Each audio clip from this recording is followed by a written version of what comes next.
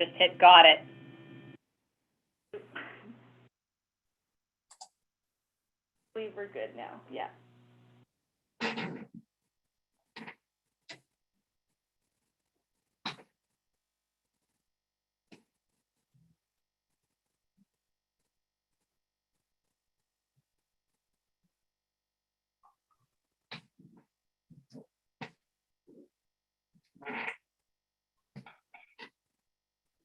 Okay, I got 7 o'clock here, so I'm going to call the meeting to order. First off, I'm going to do attendance. Councillor Booker, are you present? Present. Councillor Castelline, Present. Councillor Cross, Present. and Councillor Shippen. Present. All right. Welcome, everyone. Does anyone have any written disclosure of pecuniary conflict of interest? Councillor Booker, No, I do not. Councillor Castelline, No, I do not. Councillor Cross, No. and Councillor Shippen. No. Okay. Next item on the agenda is petitions and delegations, and we don't have any tonight. So after that is item 4, and it's reports from municipal officers. And first up, we have Chris Wally, Road Superintendent. Good evening, Chris. Good evening, Mr. Mayor and Council. In my road report, I've included the months of December 21 and January of 22. So the first item on the list was on December the 8th, 2021, we installed the new bus stop ahead signs in accordance with the motion of council on the Peddlers Drive at the intersection of Boundary Road. We also replaced the Galston Road and Peddlers Drive sign that was stolen last summer. Someone had used a grinder or a cutoff saw to cut the metal post off and took the top portion of the sign. Number 2, the high winds on December 12th and again on December 16th in 2021 caused power outages throughout Calvin Township. Many trees were down and had to be cleared off the roads throughout the township. A tree had fell on the road sign at the Highway 630 and Homestead Road, and another one fell on the caution sign at the end of Bronson Road. We removed the signs, repaired and reinstalled the signs. On December 17th in 21, we did a calibration on both sand trucks. I had Dean and Brandon and our co-op student observe the process.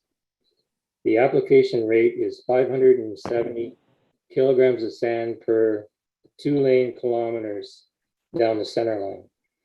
The speed of the auger chain and the cross chain is preset at number 4. The spinner speed is preset at number 4 for the best distribution pattern.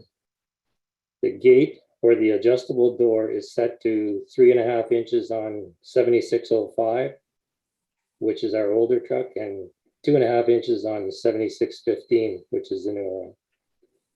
A square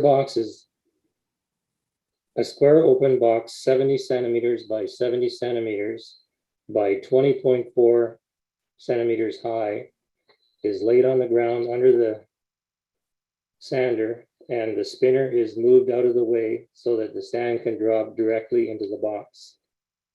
The sander is then activated to fill the box level within 27 seconds. The common factor in both trucks is the auger and the spinner speed, which is preset at number 4. The adjustable factor is the door opening from 2.5 to 3 inches on each truck. Adjustments are made to fill this box in 27 seconds with the RPM set between 1500 and 2000 RPM. This is in accordance with the Minimum Maintenance Standards Act of 570 kilograms per sand per 2 lane kilometers at 40 kilometers per hour. This calibration should be done at least once a year or after any changes or repairs to the sander.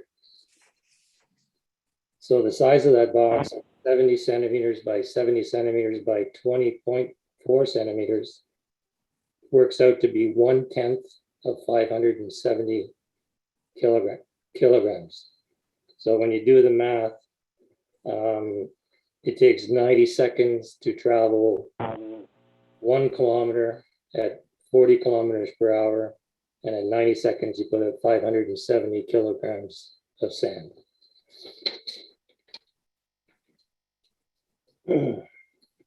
On December 20th, 21, we dug out several beaver dams on the municipal drain that runs across Lot 20, concession 2 from Adams Road to Bruley Road.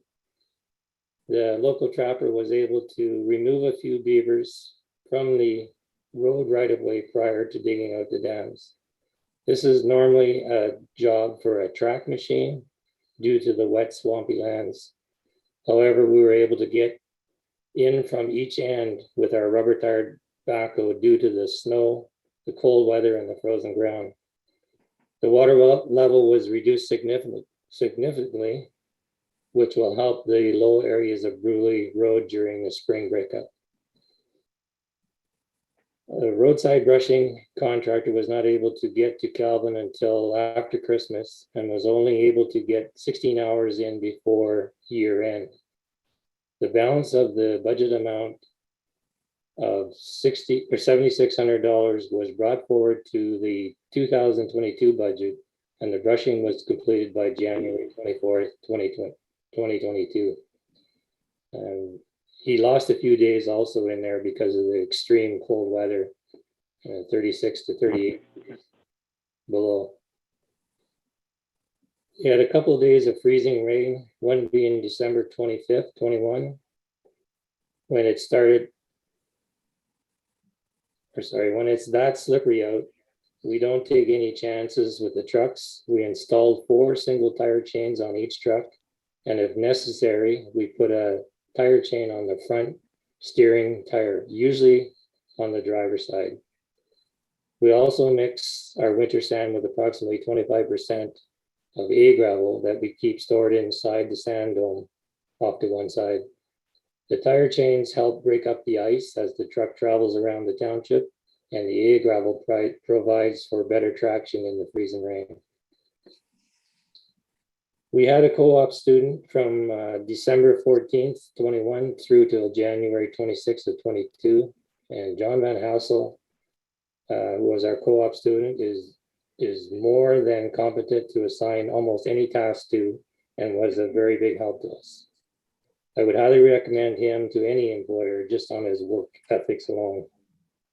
John has been a co-op student with us before last summer, and has now completed his term, this term.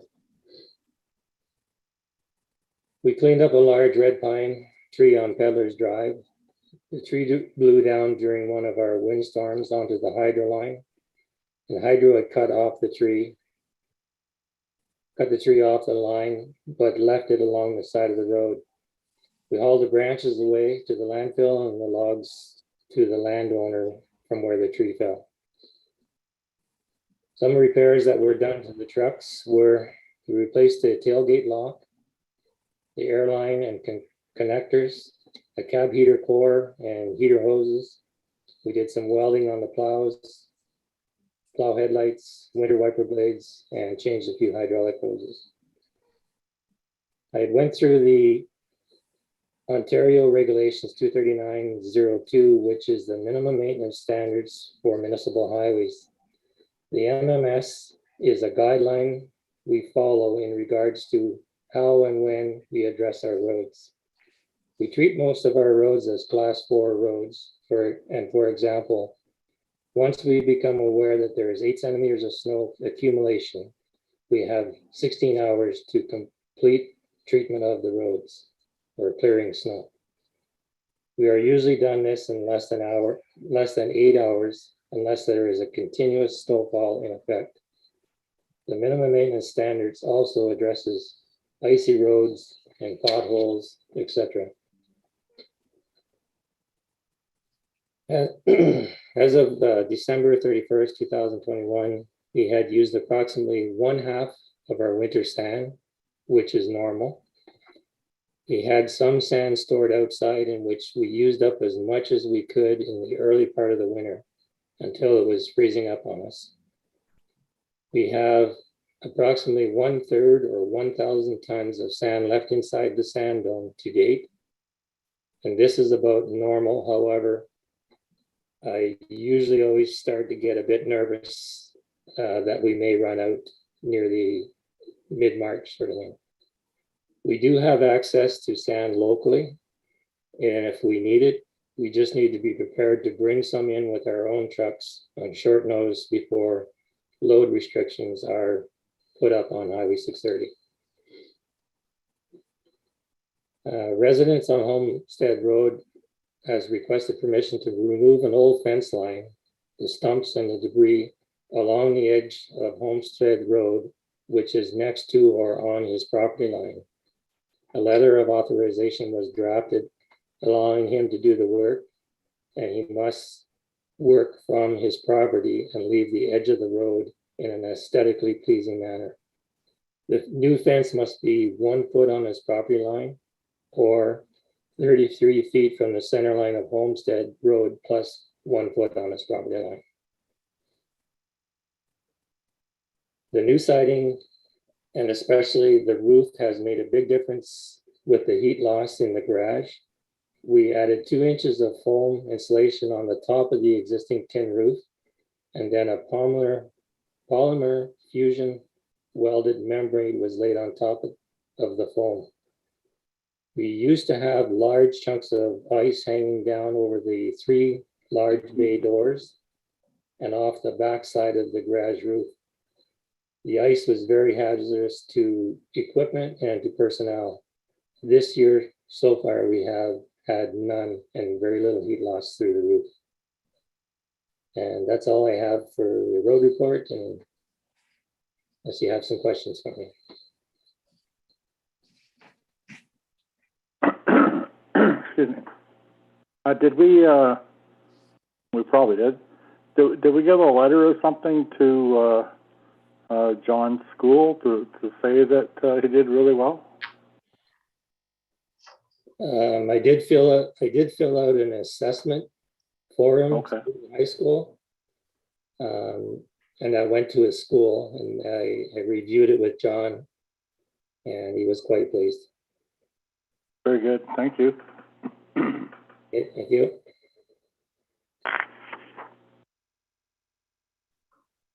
Anybody have any questions for Chris? Okay. Next on the agenda, we have Dean Maxwell, our fire chief. Hello, Dean. I'm here. I'm just trying to get my camera up running here.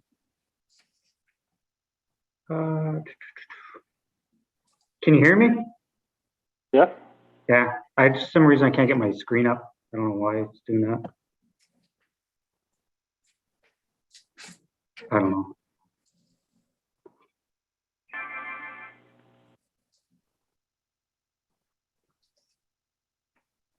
I don't know. I'll just continue on if you don't mind, now.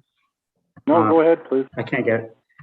All right. So for the month of January, we had one call. On January 2nd, we had an MBC on Highway 17 East. The patient fell asleep. The vehicle left the highway. When we showed up on scene, she was out of the vehicle and the ambulance was on scene, treated her. She went to hospital to be treated. And we were on scene for about an hour and then we headed back. The meeting nights on January 6th, we washed trucks and did truck checks, installed the ice auger on PT1 and got our trucks ready. We drained all the water out of all of our portable pumps and got them ready for the winter. On January 13th, we received our new truck, our new pumper, and I had 2 meetings that night. We did one early group just to go through it, and then I had my pump operators come up in the second meeting from 7 till 9. And the second group, we did basic pump training with it, just from the pump to tank training. And then we also did some road testing to get the guys some drive time with the new truck. On January 20th and the 27th, similar stuff happened on. We've been doing lots of training with our new pumper just to get the guys used to it. Those 2 nights we did drafting out of a porta tank with our new pumper with 2 different groups. So I'm just trying to get all our guys familiar with their new pump. It's very similar to what we have, but it still gets a little bit of getting used to.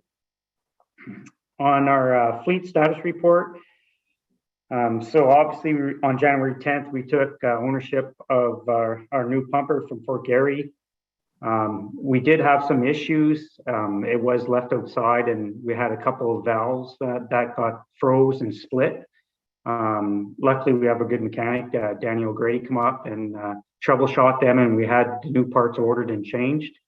I did make contact with Fort Garry, and they have agreed to flip the bill on this one as well. So that was good news as well. So we're just kind of right now going through the pumper, making sure it's up to par and everything's good. Everything right now is really started to settle down. Everything's good now. We've done the oil changes on it and it's in service with no issues. So what else? A new pumper. So that's what I talked about, site part. And then we did go over the pumper as well. Like I said before, did the oil changes on it and greased it all up and had all that work done. So I know where the truck is at. So we started paperwork on that so we can trace the maintenance schedule on it. And for the chief report, I also had the electric motor go on the compressor here at the fire hall. So all our trucks are on air here. And we have one compressor that keeps all the truck aired up. So when we get here at the fire hall, the trucks are ready to leave. That keeps the air brakes aired up, so they're ready to go at all times. The compressor was the motor for that was quite expensive and hard to get as well. It's the COVID as usual, but we got the motor, it's installed and working good. It was just a little over $600 for the motor for a compressor. So we got that taken care of. We did our annual flow testing on our BAs here. We had Draeger come in and test them. That went really well. There was no issues. We had all the batteries changed and the flow test is done. It was really good servicing by Draeger. Very happy with their service. We also received a donation from Kevin and Cindy Grant. We got 100 feet of chemical spill sock that we use for highway accidents when we get transporters that leak fuel. We can dam it up with this and contain it into one spot, and then whoever does cleanup takes them away. So this is a pretty good, a good donation for us, and it's stuff we use, and it's fairly expensive to buy this stuff. So now we got a good supply of it here. And on January 27th, we did the Calgary Fire Department. We put out a traffic alert of possible traffic delays on Boundary Road and 630 on January 28th. Due to the convoy that was going through.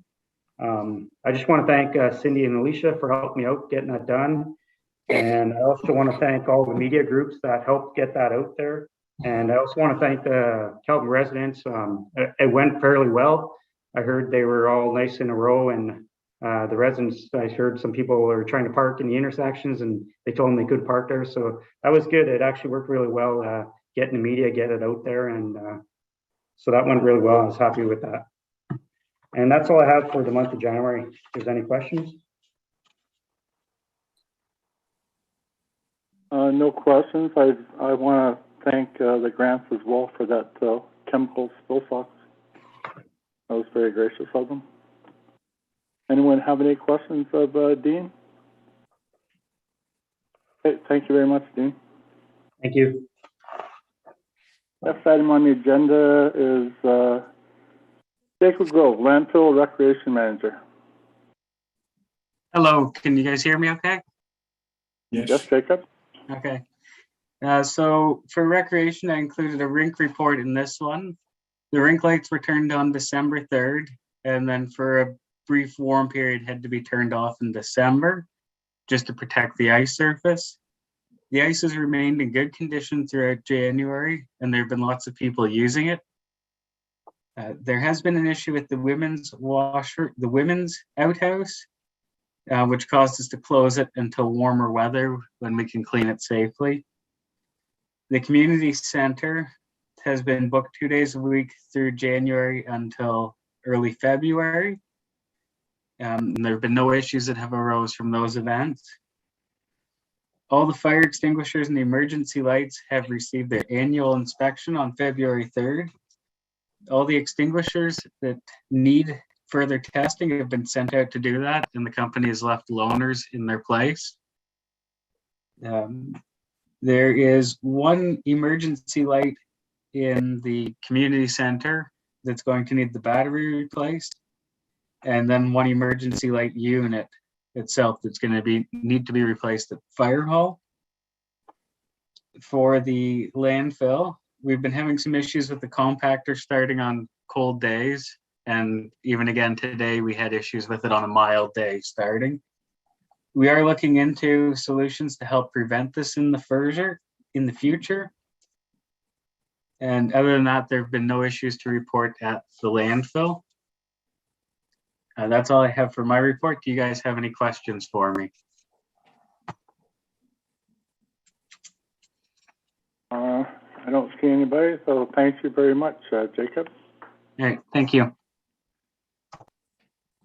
All right.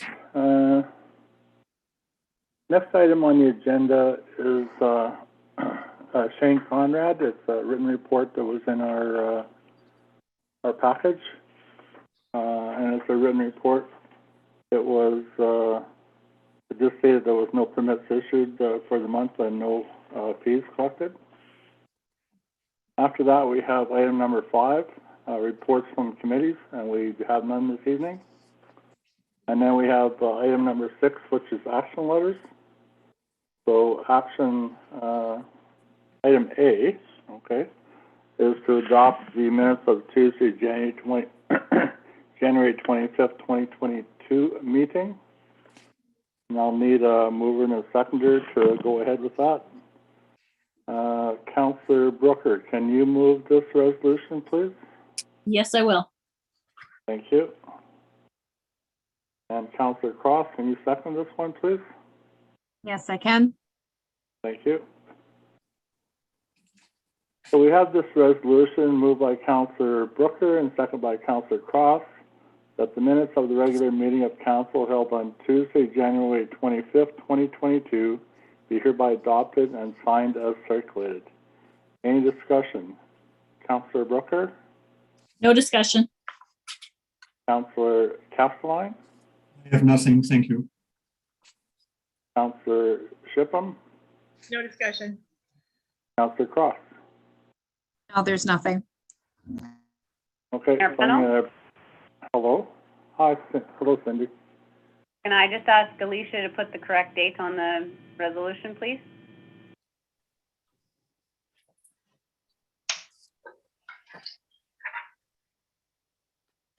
Correct. Me too. Thank you. Thanks very much. Okay, so I'm going to call a vote on this resolution. Are you in agreement to accepting this resolution, Councillor Brooker? Yes. Councillor Castelline? Yes, Councillor Cross? Yes. Councillor Shipham? Yes. I vote yes as well, so this resolution is carried. Thank you. Next item on the agenda is item B, and it's bylaw 2022-007, and it's a bylaw to codify human resources recruitment and management policies.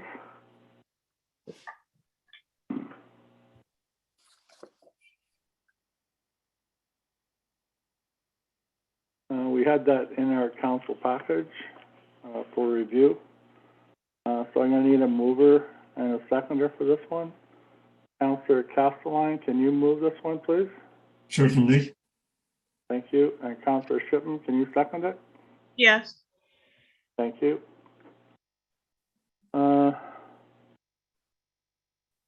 So So this is the third reading.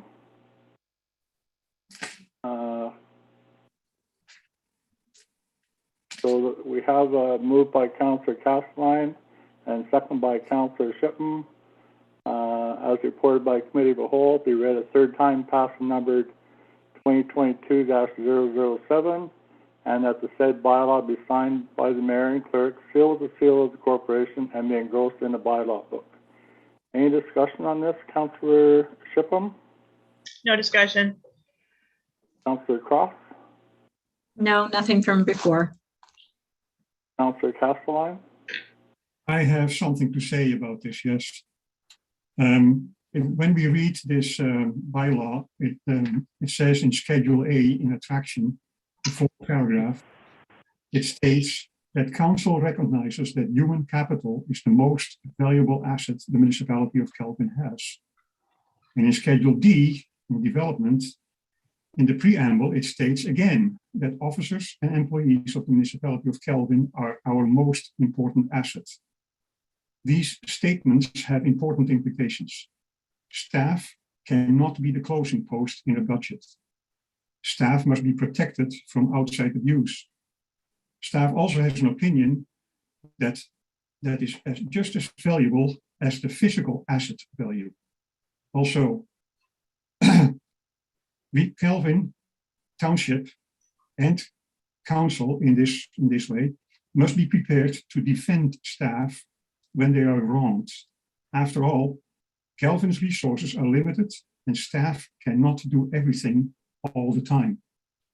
And that's what I have to say about this. Other than this, I think it is a great bylaw. Okay, thank you. Councillor Roper? I have no Have any- discussion. I just Okay. wanted to add, sorry, can you hear me? Yes? Okay. I just wanted to add that I really appreciate the focus on psychological safety addressed as well as physical safety. I think that's super important, and it's nicely written in this bylaw. That's it for me. Okay, thank you. So I'm going to bring third reading to a vote. Are you in favor of the third reading, Councillor Brooker? Yes, I am. Councillor Castleline? Yes, I am. And Councillor Cross? Yes. And Councillor Shippen? Yes. I'm in favor of as well. So this bylaw is passed. Thank you, everyone.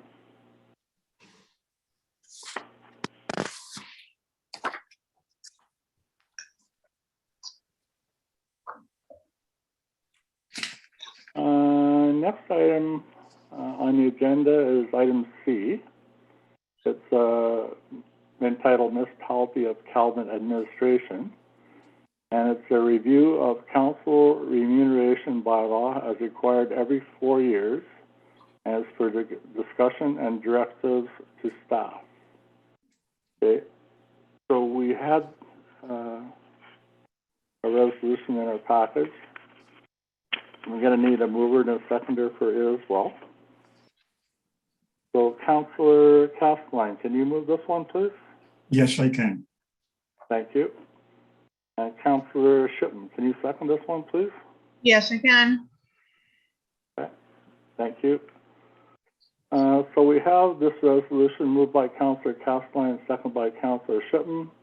Now therefore be it resolved that the council review bylaw number 2018-003, which establishes council remuneration for the years 2018 to 2022, and provides to the municipal administrator and or the clerk treasurer by the meeting of February 22nd as to amendments to be made, if any.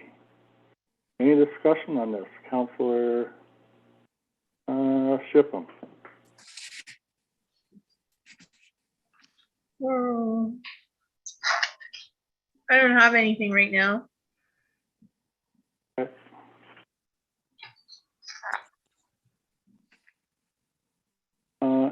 anything, Councillor Cross?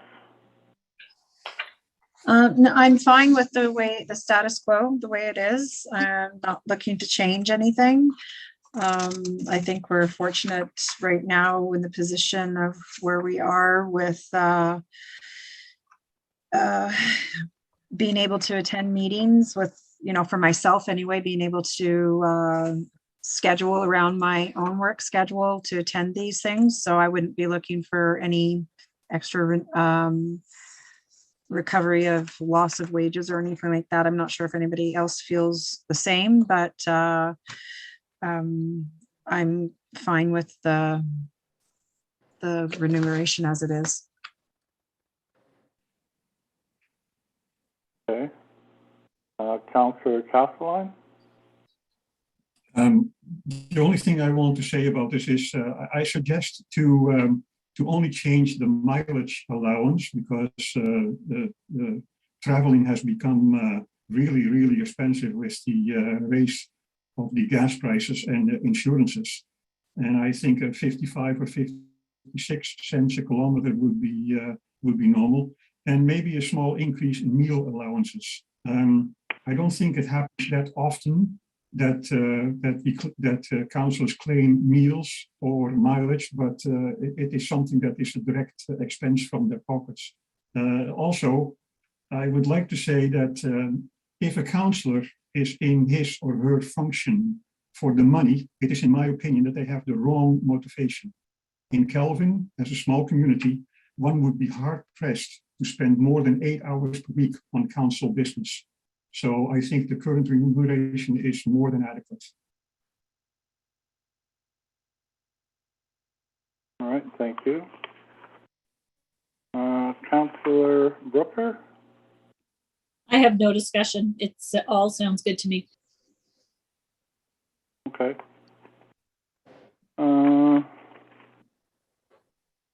So the resolution is worded that we want to bring back any amendments by February 22nd.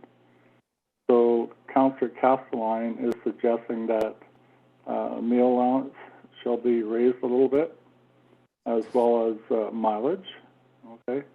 And Councillor Shippen, have you thought of anything you want to bring forth, or?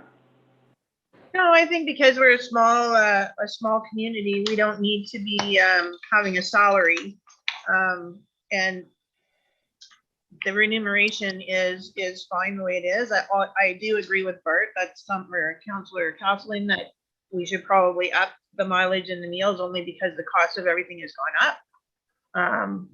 But again, $10 for a breakfast. I mean, I don't know.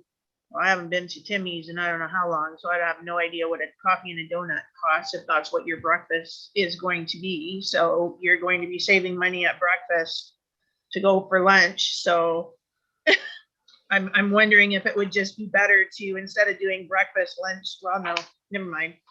Can't do a per day thing because you might not be there for the whole day. So that's all. All right.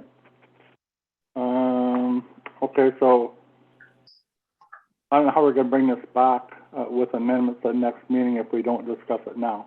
Okay. Is everyone in favor of like $50 a day for meal allowance? Mayor Pennell, Yes.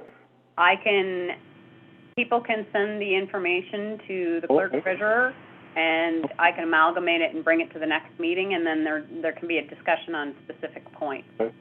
That's probably better then. Okay. Then we've all discussed this, so I'm going to bring it to a vote then. That will, everyone will submit their ideas and thoughts to the clerk treasurer. And at the next meeting, it'll come back for further discussion and to be passed. So I'll need a vote in order to proceed with that. So Councillor Brooker, do you vote yes or no for that thought? I vote yes. Okay, and Councillor Castelline? Yes. Okay, and Councillor Cross Yes. and Councillor Shipman. Yes. I vote yes as well. So this resolution is carried. Thank you. Okay.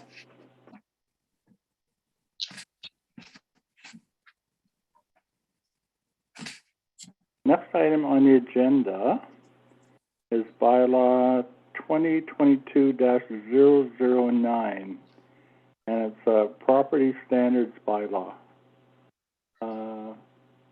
A possible bylaw, a draft bylaw was provided to us in our council package, but in order to discuss that, we'll need to get a mover and a seconder for this, please. So Councillor Cross, can you move this one, please? The first reading? Yes, I can. Thank you. Councillor Brooker, can you second it? Yes, I can. Thank you. So we have the first reading of a bylaw to prescribe standards for maintenance and occupancy of buildings and property, moved by Councillor Cross and seconded by Councillor Brooker. Is there any discussion on this, or how do we want to discuss this? Councillor Brooker. It's very detailed. I have come from a community that was an unorganized municipality, and therefore there were a lot less details in type of property standards. So it makes sense to me that it's more detailed being in an organized community. I didn't have any specific details that I didn't think were that shouldn't be in there. So I really have no discussion. Okay, thank you.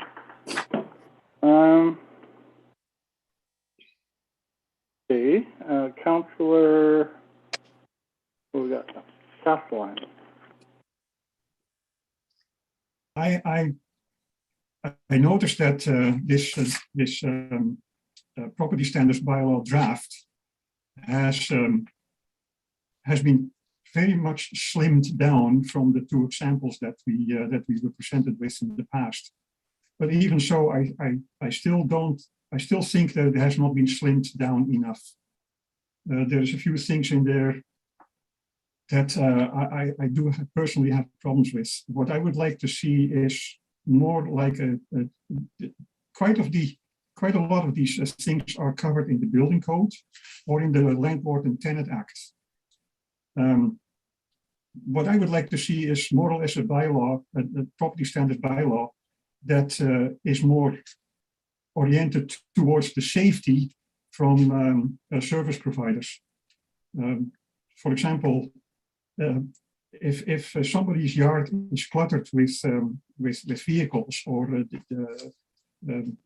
other items that service providers cannot reach the building, then that should be addressed. Also, old decrepit vehicles, if somebody keeps them on their property for spare parts or whatever reason, then they must be voided of all automotive fluids, because these fluids will eventually leak in the ground and probably or possibly contaminate your own well and a neighbor's well.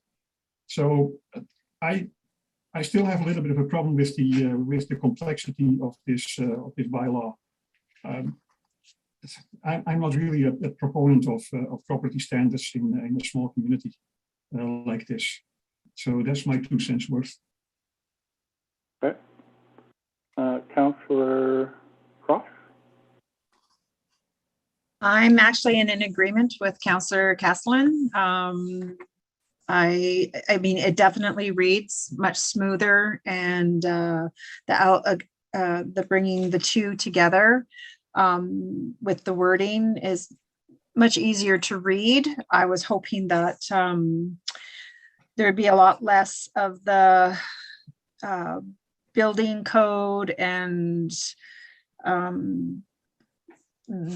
that type of things that are already covered I was hoping to keep it as simple as possible. And this is fairly simple, but I definitely would like to see things taken out of this that I don't feel need to be in here because it's really all covered under the building or zoning codes, or the safety, or the Health and Safety Act. That's the way I feel about it. Okay. Counselor Shipham. I thought it would be a little bit smaller as well. Most of the stuff, it seems like everything pretty much in section 4 is covered under the building code or occupancy permits or the rental agreements or codes or whatever. So I don't even know that pretty much anything in section 4 needs to be in there. The rest of it, I mean, it's we're trying to make sure that vehicles, as Councillor Castleton was saying, like, we don't want to have all the oils and the gases and everything leaking out and contaminating well water or groundwater. Everybody in this township is on a well, so we need to be protecting the groundwater as well as well water and lake water. So it's, I mean, you can't have a huge heap of household garbage sitting in your yard and say, oh, it's in my yard, so it's not going to affect anybody else. Well, it could because of the groundwater. So yeah, like I mean, for me, just looking at it right now, I'd have to go over it again, but I'm thinking pretty much all of section 4 can disappear. Okay, thank you. I went through it line by line again over the weekend, and I found items in 2 that I didn't think should be there. In 3 for yards, there was a whole bunch of stuff there that I didn't agree with. Stuff about trailers, waste and waste material in 2.47, surfaces and conditions in 3.2, pretty near all of 3.3 for drainage and sewer. There were guardrails in 3.6, accessory buildings, 372 should be removed. There's just so much in here that I think was too much, right? It's just too detailed. And like there's even one spot here for that said something about letting in light, and it was a window, right? I have a question mark beside window. A natural light. Every habitable room except for a kitchen, bathroom, or toilet room shall have a window or window, skylights, or translucent panels facing directly or indirectly to an outside space for admission of natural light. I don't understand why that's there unless that's part of the building code, but I don't think that's our place to say that. It doesn't have anything to do with safety, that's for sure. Like there's a whole lot of stuff in here that I don't agree with. There was even some stuff in here about lawns and that sort of stuff. Last year they were telling us that we shouldn't be cutting our grass. We should leave our grass and weeds grow so that bumblebees could pollinate and rejuvenate themselves. There's just so much stuff in here that I'm totally in disagreement with. I'd like to then maybe go through it again and all send in what we think should be removed and then look at it again. That's my suggestion. I think everyone kind of had that thought.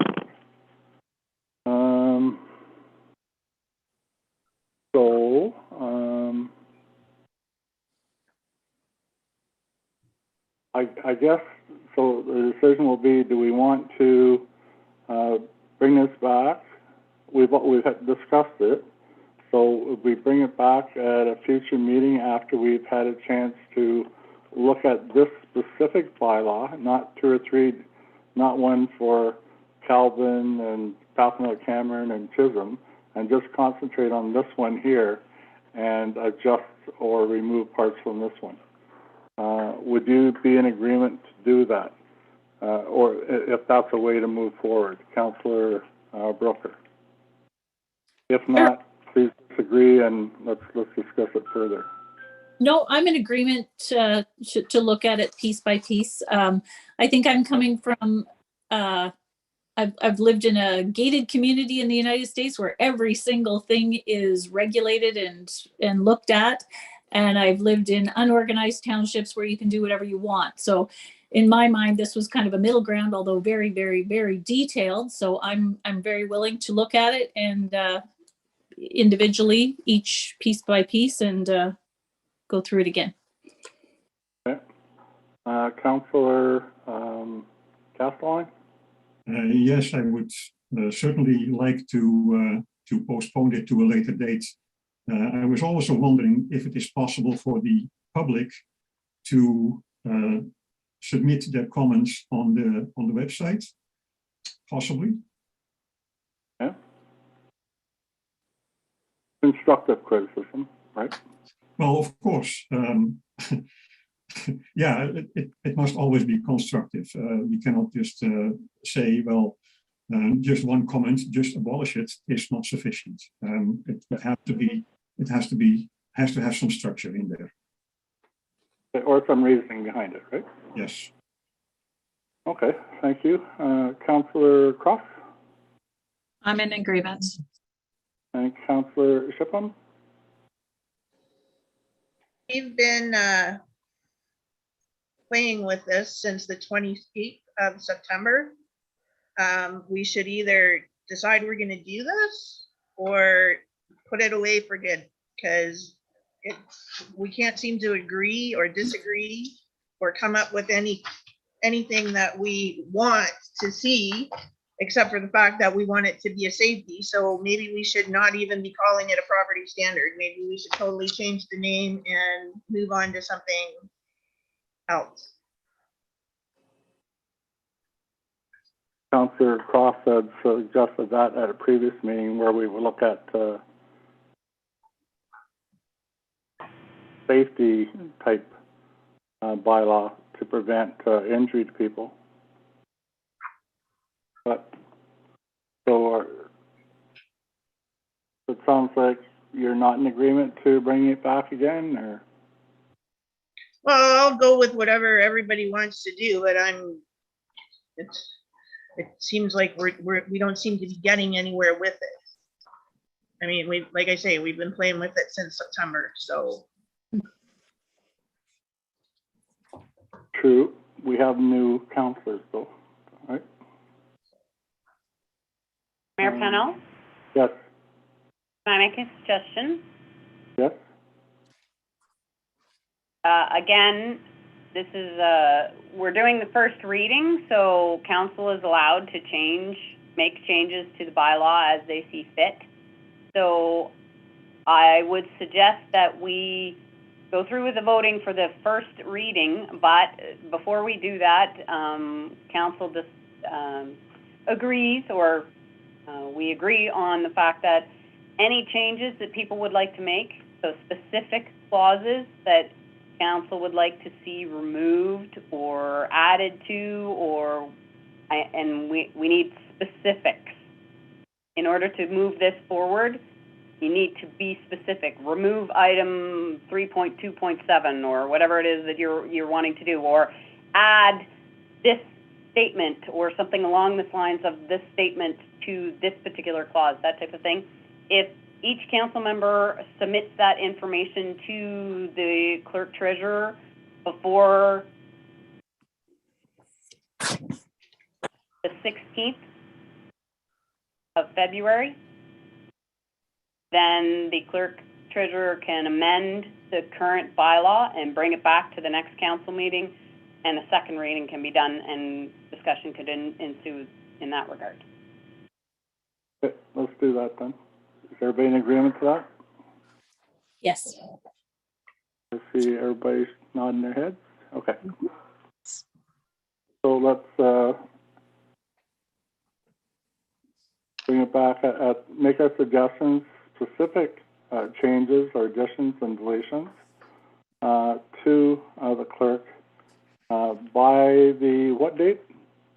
17th? February 16th. 16th? Okay. Yes. And then we'll bring it back at the meeting after that.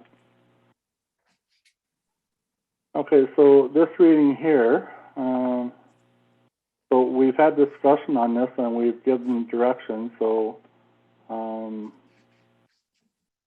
do we just leave this one? No, we read this reading, we'll vote on this one, and then we'll bring it back for the second reading at our next meeting, right? Correct. Okay. All right, so I'm going to call this for a vote then to proceed in what we just stated, that all councillors will submit their specific changes to the clerk by the 16th of February. All right? So Councillor Brooker, are you in favor of that? Yes, I am. Councillor Castelline? Yes. Councillor Cross? Yes. And Councillor Shipham? Yes. Okay, I'm in favor too. I'm thinking that if we can't come to agreement at the next one, though, that we seriously think about what we're doing. I agree with Councillor Shipham. Thanks, everyone. All right. So next item on the agenda is item E, and it's a report from the clerk treasurer. And it's report 2022 CT07, zoning bylaw update on amendments. And we had a piece in our package from Mr. Tunnock. He's also always kind of elusive as to what he's talking about. I'm not quite sure how to proceed with this, though. Is it? Mayor Pennell, can I just provide an explanation to council and see if there's any questions? I would appreciate that. Thank you. Okay, so there were specific questions from the last council meeting that staff had asked Mr. Tunnock in regards to the zoning bylaw. We had asked specifically to clarify when an environmental study needs to be done in an MX zone, those types of things.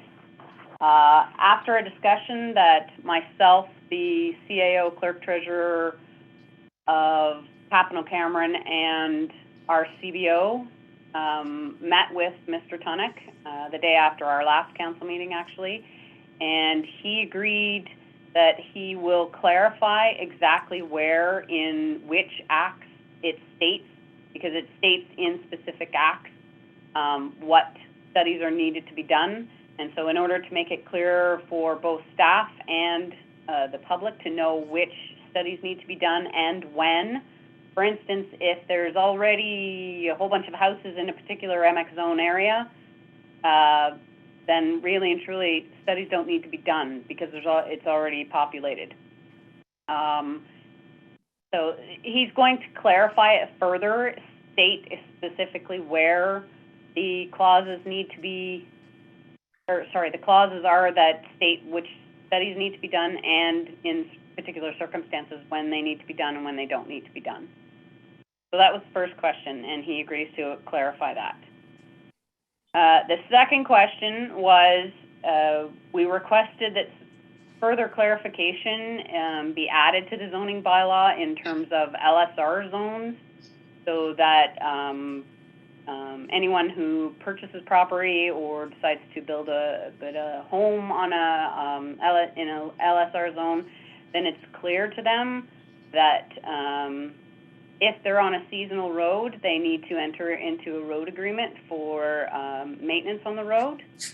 And the example that he's written was provided to council in clause number 4.11.2, which essentially states that before a building permit will be issued,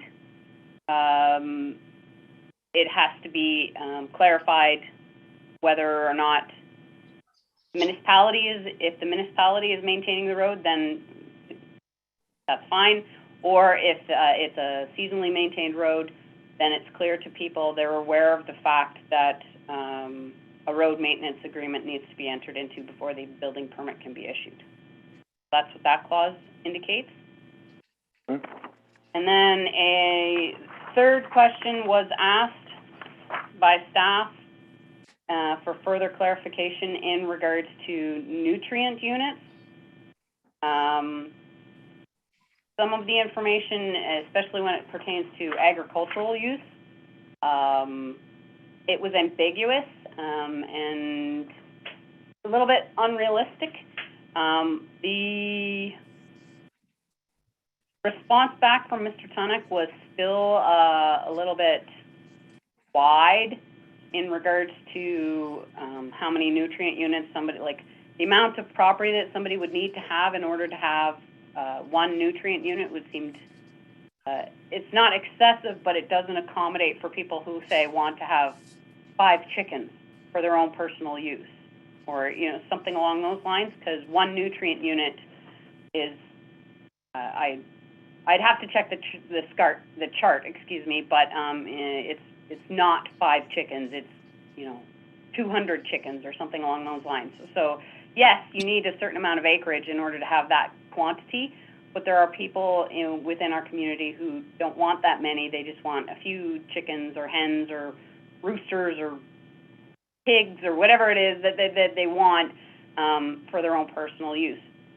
So therefore, I replied back to him, and again, I gave an example of a tiered system where it starts at 0.1 of a nutrient unit and goes up from there, and provides for a certain amount of acreage that is required from 0.1 of a nutrient unit all the way up to more than 5 nutrient units. And I am still waiting for a response back from him in that regard. So this is just more or less letting council know of the progress that we're making in regards to the zoning bylaw and the questions that we have. Okay. There was one final question that Councillor Cross also asked at the last council meeting. And after discussion with the CAO, Clerk Treasurer, Mr. Tunnock, and the CBO, upon further reflection of this clause, increasing the time frames from 30 days or 60 days, depending on the circumstances, could be done, but currently most of the surrounding municipalities are actually putting further restrictions on the use of recreational vehicles, not expanding the use of recreational vehicles. And excuse me, consistency is important in regards to these clauses, especially with our surrounding areas. Also, we don't want to have issues with people living in RVs, nor do we want to have any issues in regards to sewage disposal, which is a concern. So letting people live or live for an extended period of time in recreational vehicles is not recommended. However, Mr. Tunnock did put clauses in regards to if someone is building a home and needs to live in a recreational vehicle while they're building a home, or if there's a farmer who needs to have extra help. Again, he's put specific clauses in relation to those specific circumstances to help those particular people who are in that situation in terms of recreational vehicles. And that's a gist or an overview of what the report indicates. So it's just more letting council know how we're moving forward. If there are any further comments that council would like me to bring back to Mr. Tunnock in regards to what I've explained here. Councillor Shipman has a question. What exactly is the nutrient unit? Like in your example, you said 0.1 And his example is, or his whatever, wherever it went, there is This is one unit. So is that one animal, or like, how do you, Well, that depends. It depends on the animal that you're speaking of. So for instance, 0.1, if you're using chickens, 0.1 of a nutrient unit would be approximately 5 chickens. 6, Pardon? 6, because it's 60 chickens per nutrient unit. Oh, okay, sorry. okay, But one nutrient unit can also be one horse. So it depends on the animal that you're speaking of. You have to, there's a chart within the Nutrient Management Act that you have to go by. so we wouldn't be trying to put a horse on a half an acre? No. Okay, One horse is equal to one nutrient unit, which according to the tiered system that I made up in conjunction with the CAO clerk treasurer from Papineau Cameron, they'd require 5 acres to have Okay. one horse. okay, so I was just trying to figure out size-wise, like what you were trying to put into half an acre, or, We're just trying to accommodate those members of the community who want to have animals for their own use. Okay. But within reason, like you can't have 200 chickens on half an acre of property, kind of thing. right, okay. I got it now. So for the standard lot size in Kelvin, which is 2 acres, you have 0.4 nutrient units. That would be translate into 24 chickens or several sheep or something like that. Okay, So we're still waiting for Mr. Turnoff to get back to us with some information then. Correct. All right. Anything further on that? No? Okay. We'll move on to the next item on the agenda, which is item F. And it's improved hydro rates from Ontario Wholesale Energy. We have a report in our package from Cindy regarding some research that she had done, some references that she had received. So I guess the question is, do we want to enter into this agreement with Ontario Wholesale Energy? Do we have a resolution on this one? Yes, we do. Yes.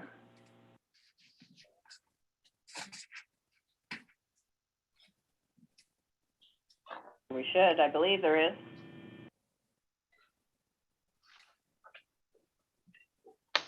I'm just double checking. The back page. Yes.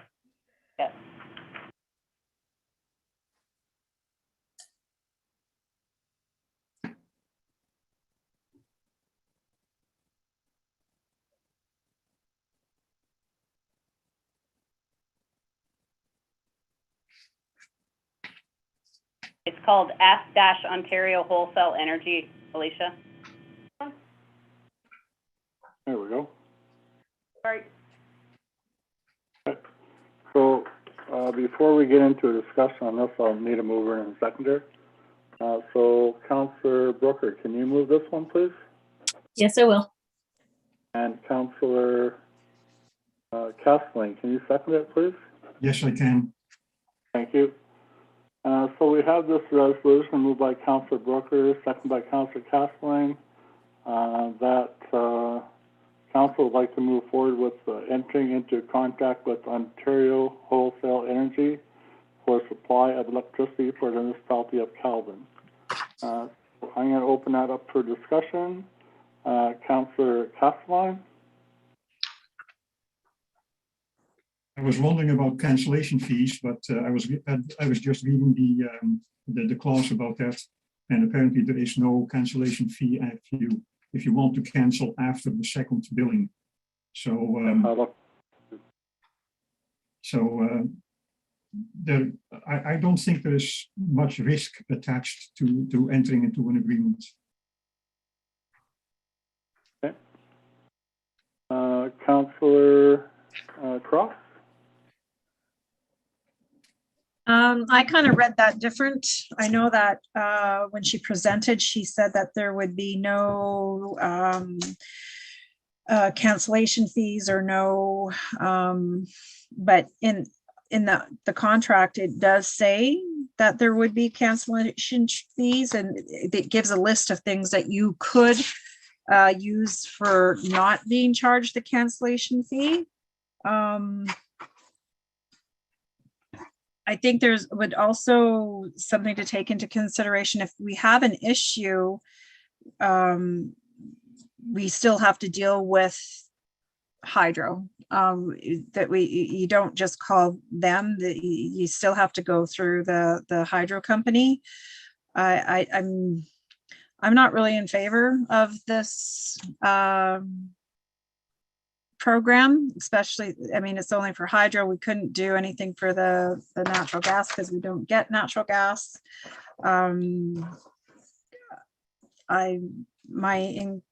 I just don't feel good about this proposal at all. Okay. Councillor Brooker? I was looking at the research that Cindy did, and the answers to the questions all made it seem like it would be a smart decision to make financially, and there were no issues with the people who were questioned. But were they other municipalities that were questioned, or just regular people, or who were the questions asked of? Because they all seemed like they were very reasonable answers that would make me think we should go ahead with it. Alicia actually did the calling, so Okay. There were a combination of private businesses and municipalities that were provided as references. But specifically, I don't know, because there were a bunch of people that Alicia couldn't get a hold of. So Alicia, do you know if you spoke to a municipality or not? Spoke to one. The rest were all, so all the answers that were in the package were mostly from businesses. Mm-hmm. And then there was one person, one municipality that I was able to get a hold of. Their answers are in there as well, but there wasn't that many municipalities. Okay, thank you. Just based on the answers to the questions, it seems like a reasonable direction for us to go in. Savings of money, which is, everyone said yes, they had saved money. I guess it would also make sense that we still have to deal with the hydro company if we have issues. This is more of a billing situation, and it seemed reasonable to me.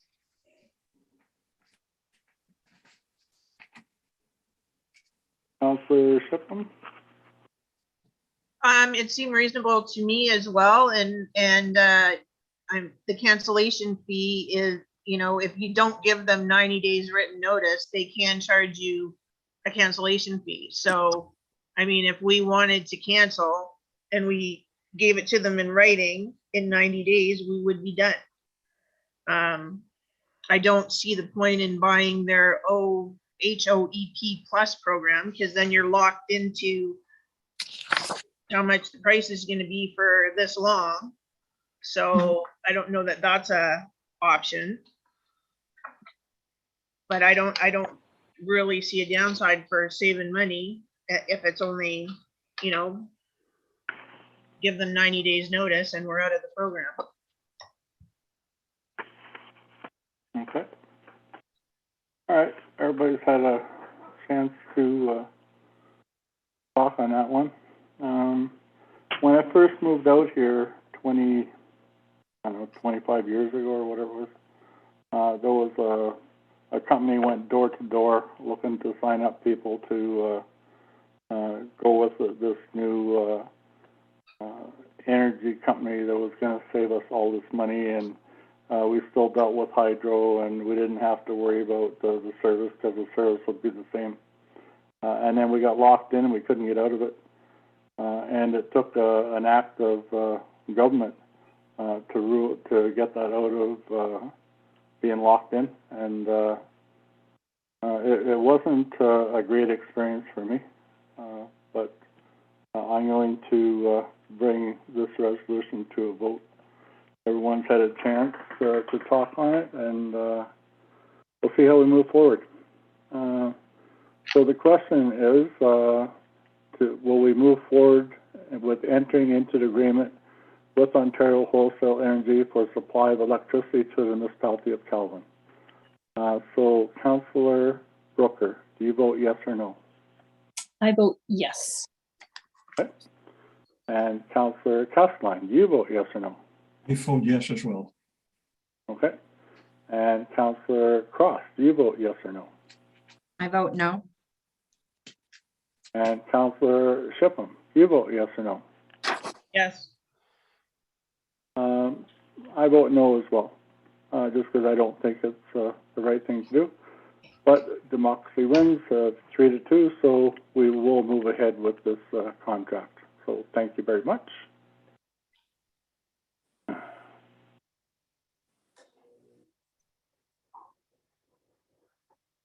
All right.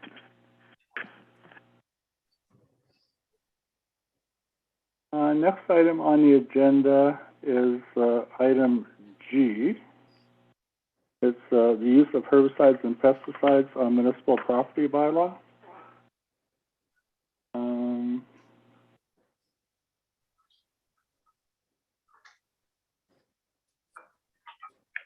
So this one here was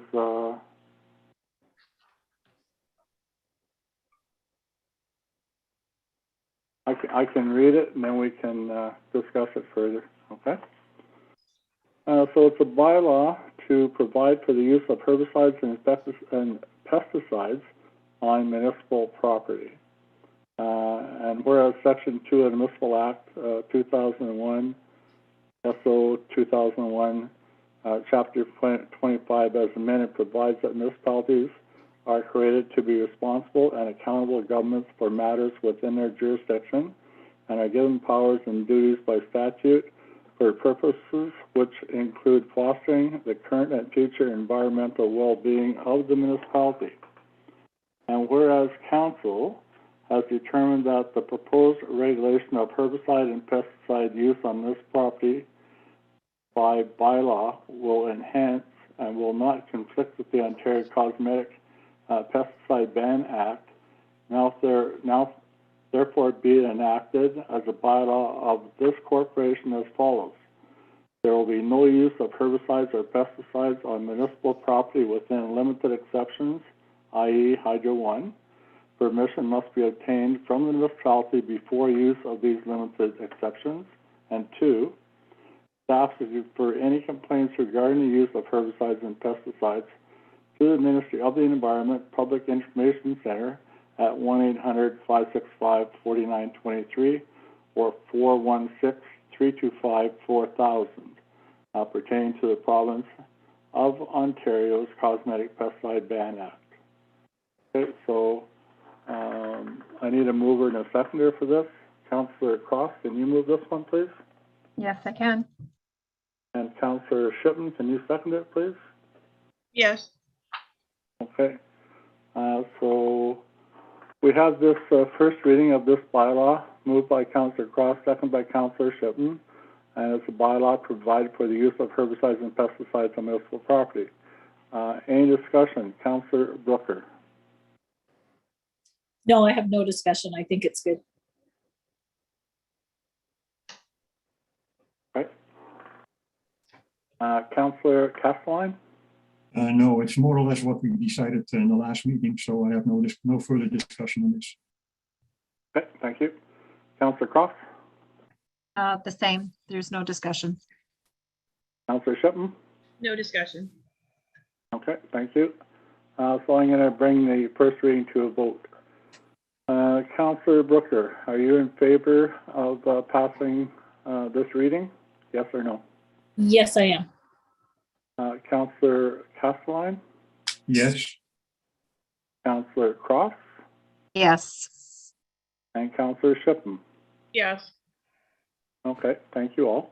I vote yes as well. So on to the second reading, and I'll need a mover and a seconder for that as well. Counselor Cross, can you move this one, please? Yes, I can. And Counselor Brooker, can you second it, please? Yes, I can. Thank you. So for the second reading of this bylaw, we have, it's been moved by Counselor Cross and seconded by Counselor Brooker. Any further discussion on this reading? Counselor Brooker, No discussion. Counselor Castelline, No further discussion. Counselor Cross, No discussion. and Counselor Shippen. No discussion. Okay, so I'm going to bring the second reading to a vote. Counselor Brooker, are you in favor of passing the second reading? Yes or no? Yes. Thank you. Counselor Castelline? Yes. Thank you. Counselor Cross? Yes. Okay, thank you. And Counselor Shippen? Yes.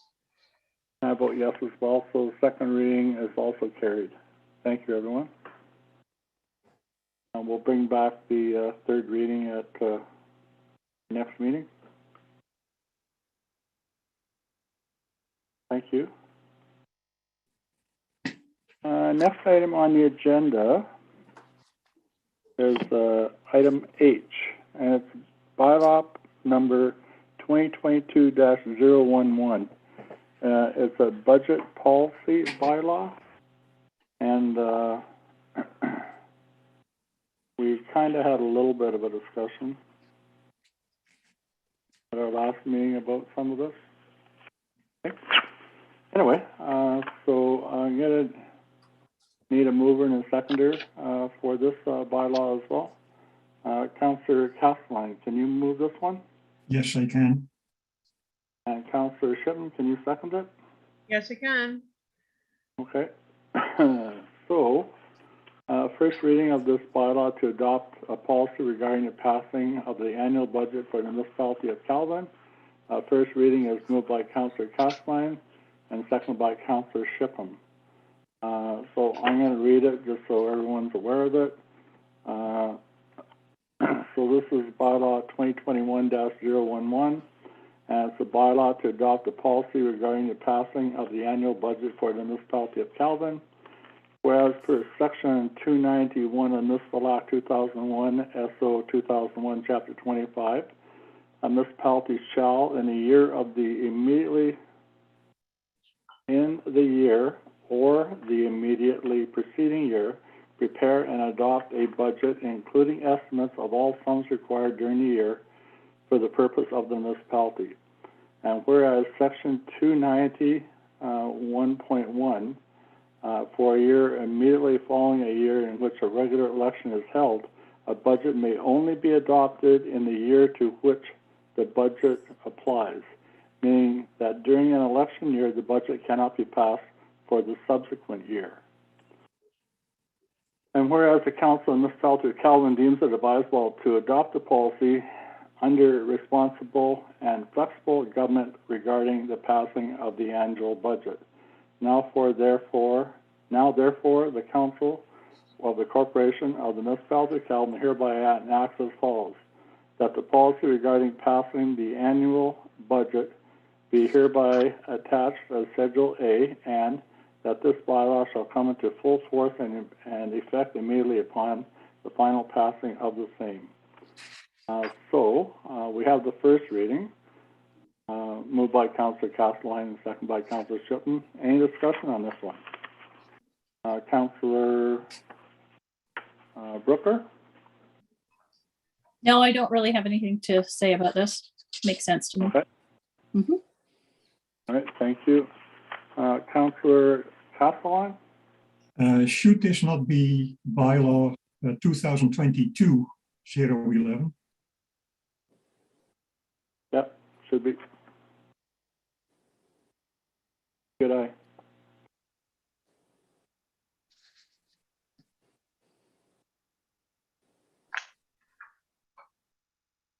I will change that on the document.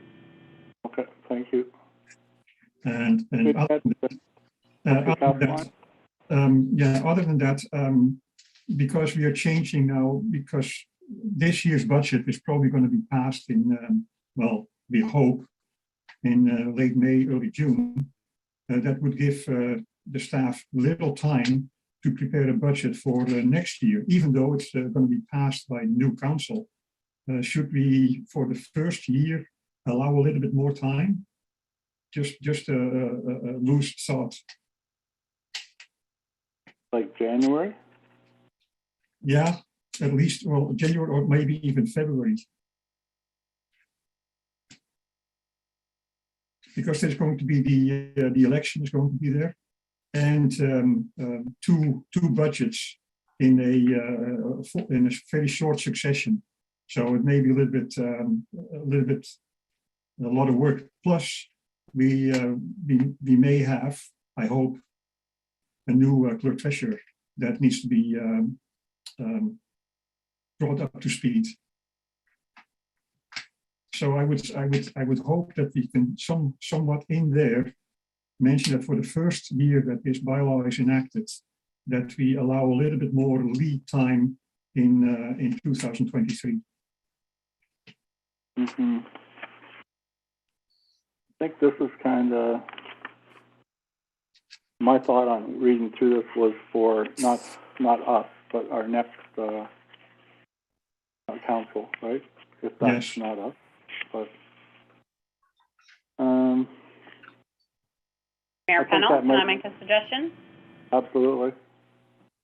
As per Councillor Castelline's suggestion, it would probably be prudent to say for the first year, or at least put a clause in saying something about during the election year, when you can only pass it in the year after the election, in the same year kind of thing, you allow until March, the end of March, to pass it.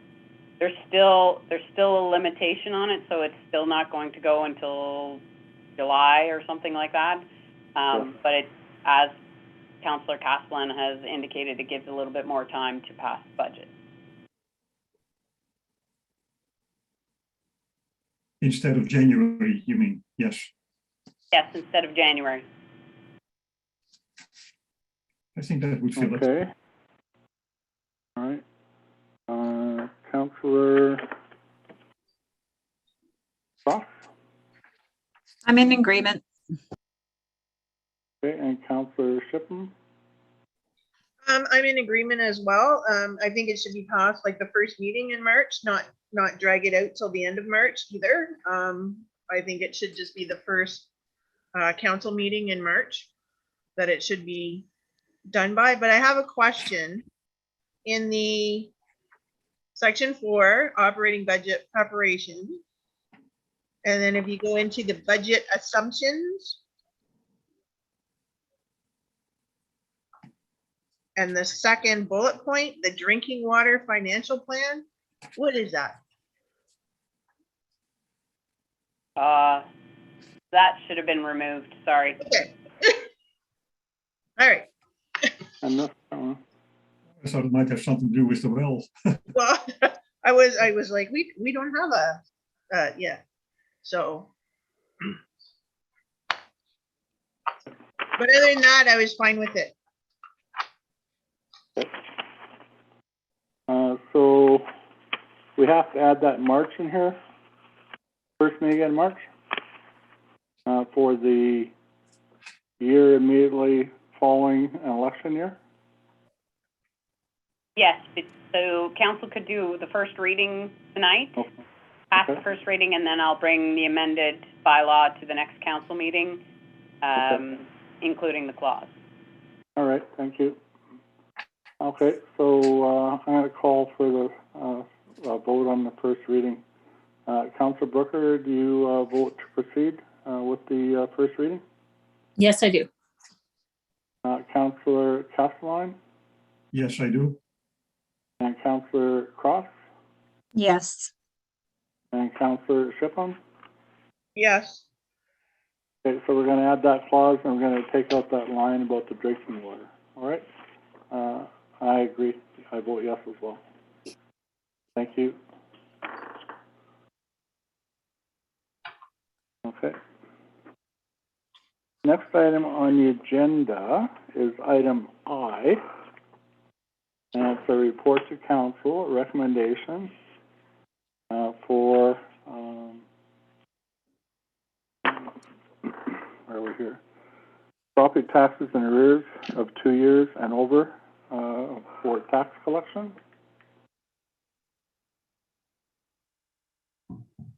Right.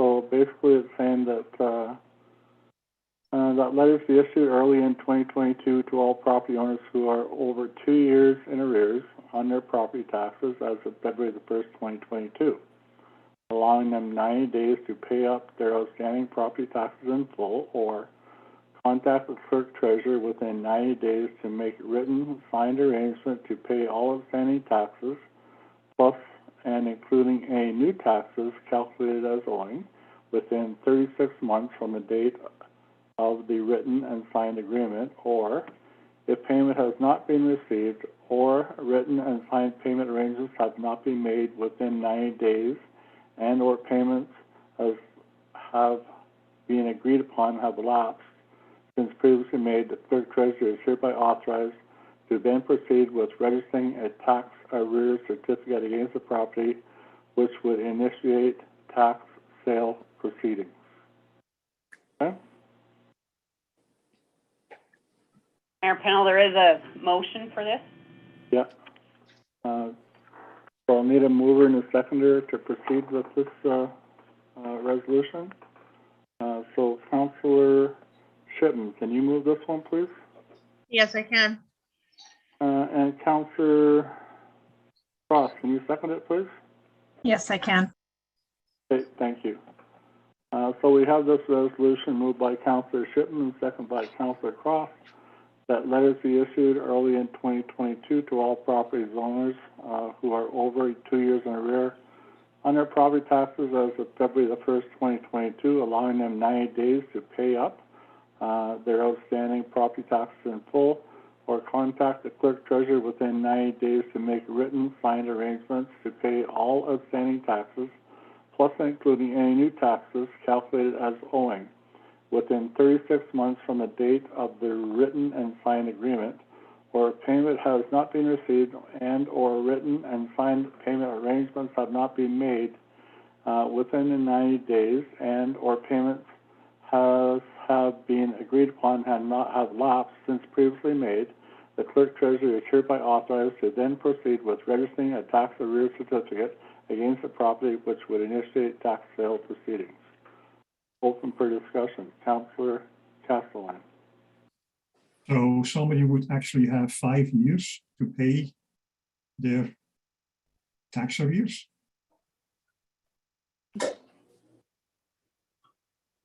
That's an awful 5 long- years when? From when they were No. first due? From when they were first due, yeah. Correct. Wow.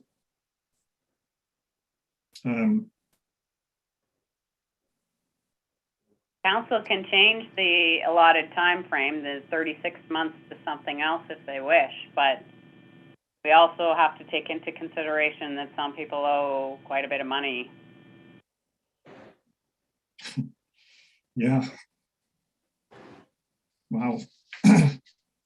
I understand that some people may have fallen under difficult times, but still they should make arrangements, at least make arrangements.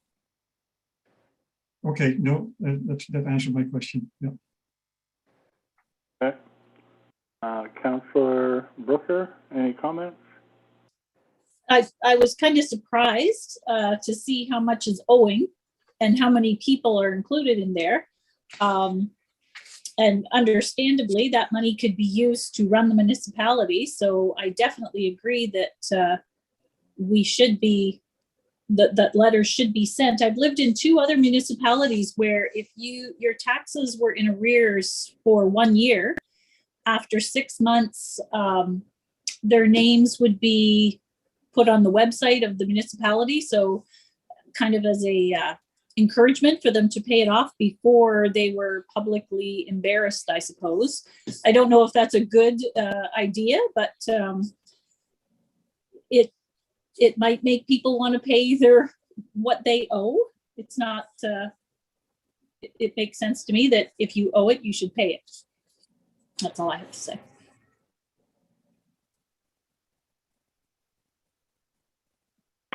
All right, Councillor Ross? It isn't a significant amount of money. I believe that when anybody is having troubles making payments, whether it's with the bank or their credit cards or anything like that, it is prudent that you take steps to at least talk with the people to make arrangements, or to say, even minimum payments, just to show that in good faith that you're trying. I know things are hard.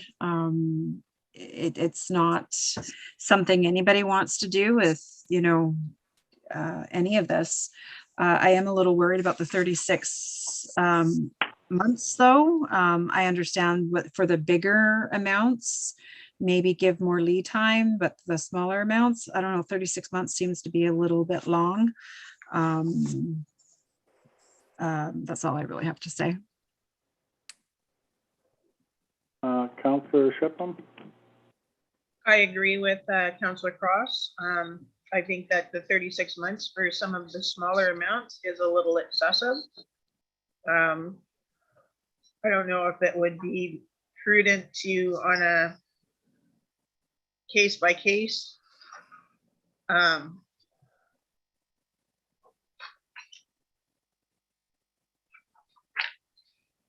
for payment. I mean, $362.10 over 36 months seems a little long to be paying. But the other ones are a larger amount. So, I mean, that would make a little bit more sense. But yeah, I think we should be at least making attempts to collect what's owed. Well, that's the idea of this resolution, right?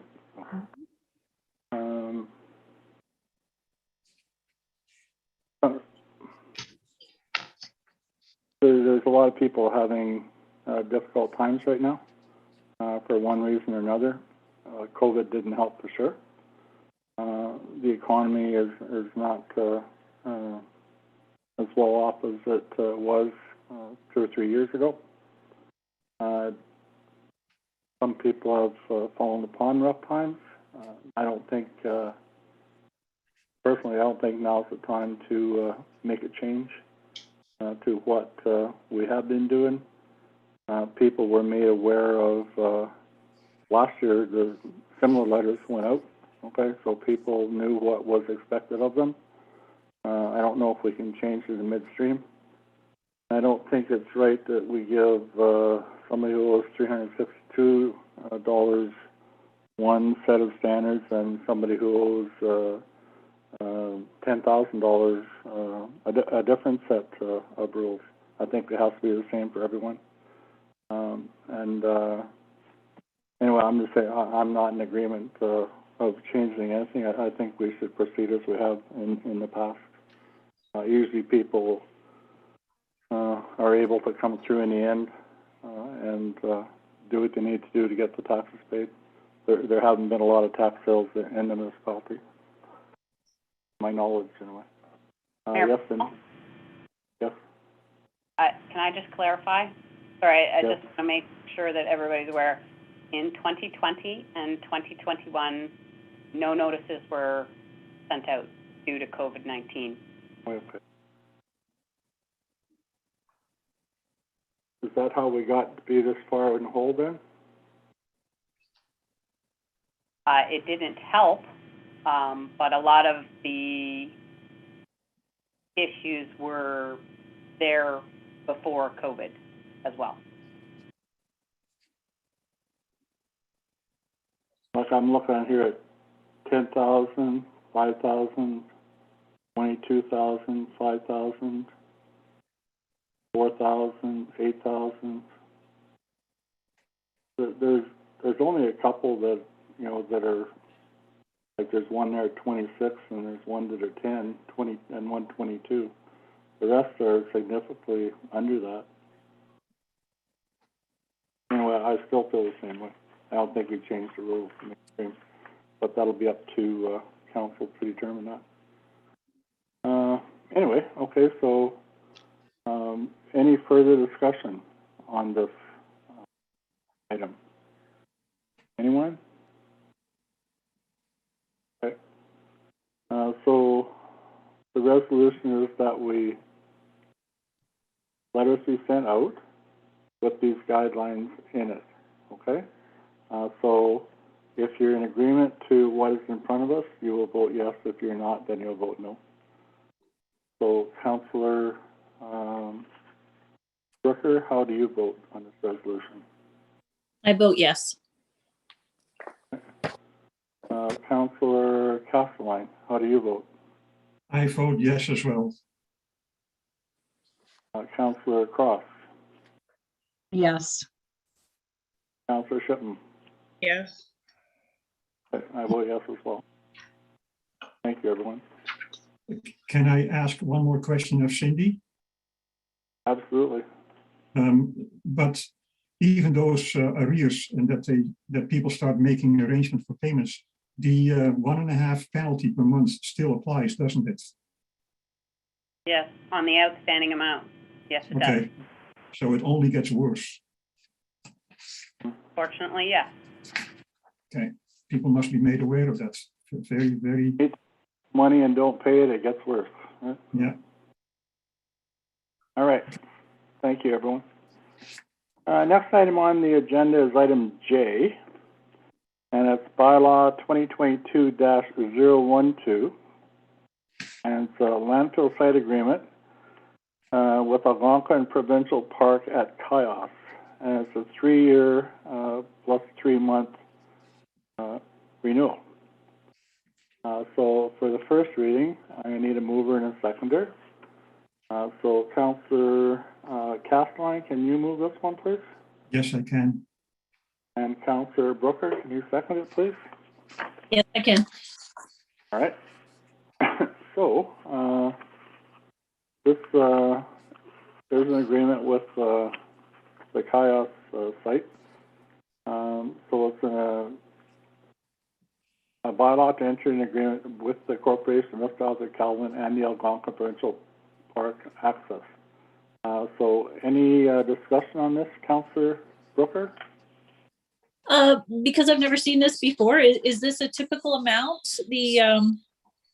The payment for services, if that's typical, it seems very reasonable to me, but I just didn't know if this was a change or if this is just a continuation. We passed this yearly, or I think, well, it goes year to year. Okay. For Algonquin Park, I remember talking about it last year. Cindy, can you update us on that? Yes, the Algonquin Park was actually longer. Most of them are year to year. The CEC and the Samuel de Champlain Park was typically year to year. The Chios access was actually 5 years. There has been a slight change. Jacob, do you want to speak to the changes? Yes, I can speak to the changes. What I've done with these agreements is each agreement with the 3 different organizations was different, or different fees were charged. So what I tried to do is consolidate it all into one form so that everybody was under the same rules, paying the same fee. And then I also tried to line up the timelines for renewing the contracts to be in the 2nd year of a term of council. With the 5-year terms, you could have a potential term of council that didn't get any say on how they felt about the agreements. So that's why this is a 3-year one to set up for the first one. Then going forward, it would be a 4-year one so that every council has an opportunity to look at the agreement and make any changes they feel necessary for the life of our landfill. The fees were based on what we were charging. The one company was paying an annual fee. One company was only paying tipping fees. One company was paying both tipping fees and an annual fee. So I tried to make it fair across the board to everybody by creating this document. Are there any further questions? No, that's great information, Jacob. Thank you. And based on all of that, it makes complete sense to me, and I have no further discussion. Okay, Councillor Castellan? The only question I have is the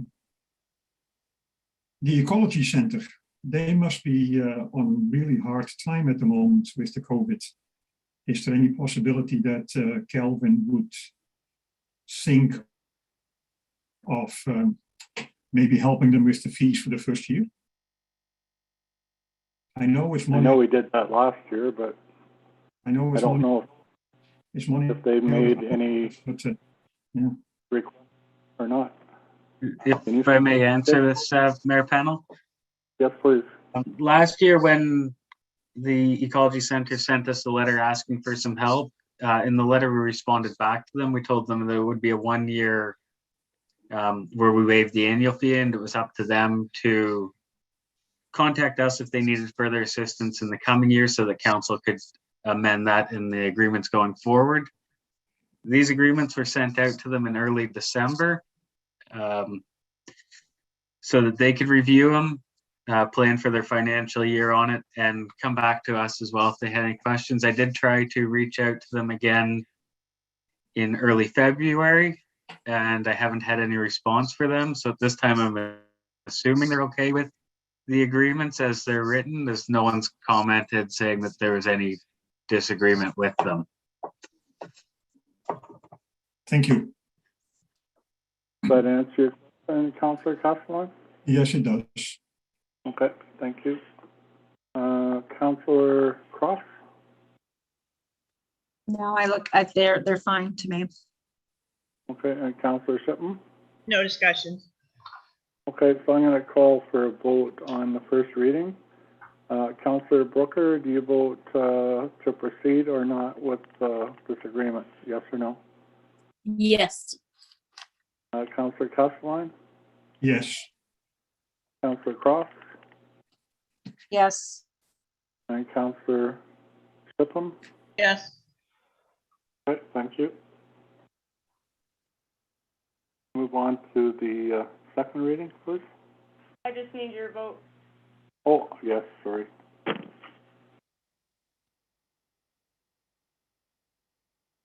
Okay, so we have the second reading, same bylaw. Need a mover and a seconder for this one as well.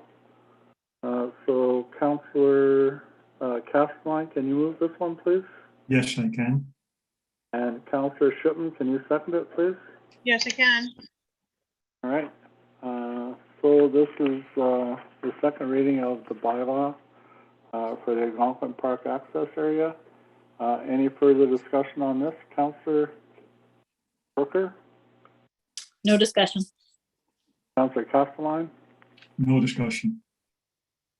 Councillor Cross? No discussion. And Councillor Shipman? No discussion. Okay, so I'm going to bring this one to a vote. Councillor Brooker, do you vote to proceed with the second reading, yes or no? Yes. Councillor Castellan, do you vote yes or no? Yes. Councillor Cross? Yes. And Councillor Shipman? Yes.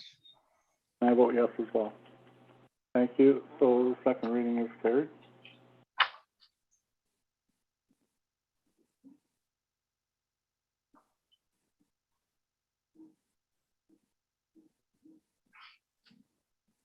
Okay, so the next item on the agenda is K, and it's a similar agreement, but this time it's in for the Samuel de Champlain Provincial Park. It's a 3-year renewable agreement with the same fees as the last site we spoke of, the Kaios Access. So I'll need a mover and a seconder to proceed with this first reading. Councillor Cross, can you move this one, please? Yes. And Councillor Brooker, can you second it, please? Yes. Okay, so we have the first reading of this one for Samuel de Champlain Provincial Park. Any discussion? Councillor Brooker? No discussion. Councillor Castelline? No discussion. Councillor Cross? None. And Councillor Shipham? No discussion. Okay, so I'm going to call a vote on the this reading, please. The first reading for the Samuel de Champlain Provincial Park. Councillor Brooker, do you vote to proceed, yes or no? Yes. Councillor Castellane, do you vote to proceed, yes or no? Yes. Councillor Cross? Yes. And Councillor Shipham? Yes. And I vote yes as well. So the first reading is carried. I'll need a mover and a seconder for the second reading. Councillor Brooker, can you move the second reading? Yes, I will. And Councillor Shipman, can you second it, please? Yes, I can. So we have the second reading, moved by Councillor Brooker, second by Councillor Shipman. And this is a bylaw for the agreement between the Corporation of West Calvin and Samuel de Champlain Provincial Park. Any discussion on the second reading? Councillor Brooker? No discussion. Councillor Castelline? No discussion. Councillor Cross? No. Councillor Shipham? No discussion. Okay, I'm going to call the second reading to a vote. Councillor Brooker, do you vote yes or no to an agreement with the second reading? Yes. Councillor Castelline? Yes. Councillor Cross? Yes. And Councillor Shipham? Yes. And I vote yes as well. So this second reading is carried. No. So the next item on the agenda is item L. It's also a landfill site agreement between the Canadian Ecology Centre and the municipality of Calvin, and it's also a 3-year agreement at the same fees as the 2 previous ones. So I'll wait for...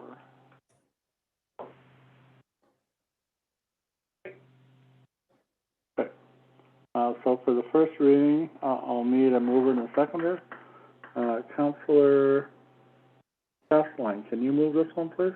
Yes, I will. And Councillor Cross, can you second it, please? Yes. Thank you. So we have this bylaw, first reading. It's a bylaw to enter into an agreement between the Corporation of Municipality of Calvin and the Canadian Ecology Centre for landfill services. Any discussion on this, Councillor Brooker? No discussion. Councillor Castelline? No, because Jacob answered it pretty well, pretty good. Okay, thank you. Councillor Cross? No. And Councillor Shipham? No discussion. All right, I'm going to call for a vote on the first reading. Councillor Brooker, do you vote to proceed with the first reading, yes or no? Yes. Councillor Castelline? Yes. Councillor Cross? Yes. Councillor Shipham? Yes. I vote yes as well. Thank you. So for the second reading, I'm going to need a mover and a seconder as well. So Councillor Cross, can you move the second reading, please? Yes. Councillor Brooker, can you second that, please? Yes. So for the second reading of the bylaw for the agreement between the municipality of Calvin and the Ecology Centre, is there any discussion on this one? Councillor Brooker? No discussion. Councillor Castelline? No discussion. Councillor Cross, No discussion. and Councillor Shippen. No discussion. All right, so I'm going to call for a vote on this reading. Councillor Brooker, do you vote to proceed, yes or no? Yes. Councillor Castellan, Yes. Councillor Cross, Yes. Councillor Shippen, Yes. and I vote yes as well.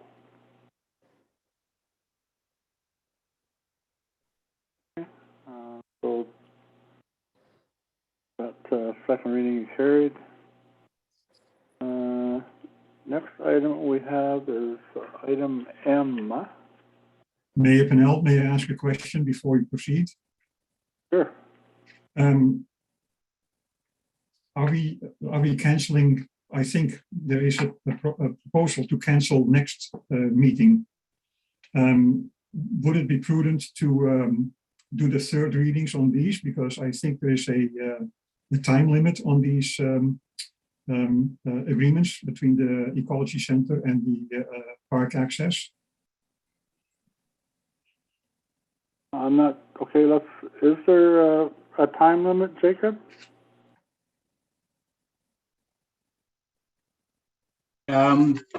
For Kiosk, the agreement is actually expired, but they don't usually start up again until mid-May, where they start to bring garbage to us. Same for Champlain Park. I believe I gotta look for the exact expiry date, a renewal date for each of the contracts, but I believe they're till the end of March is when they would need to be renewed by.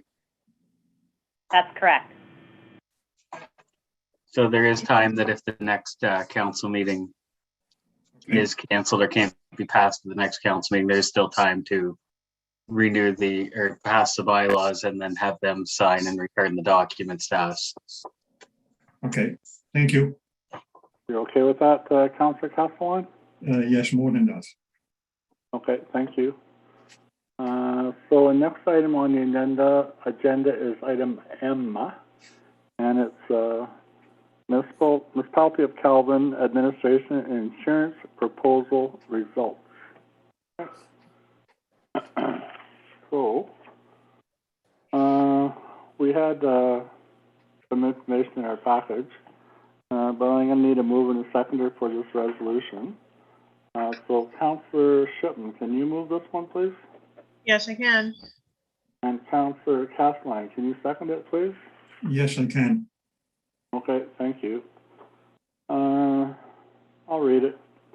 Whereas Council acknowledges the following bids were received for the response to proposal CAL-INS 2022 for municipal insurance.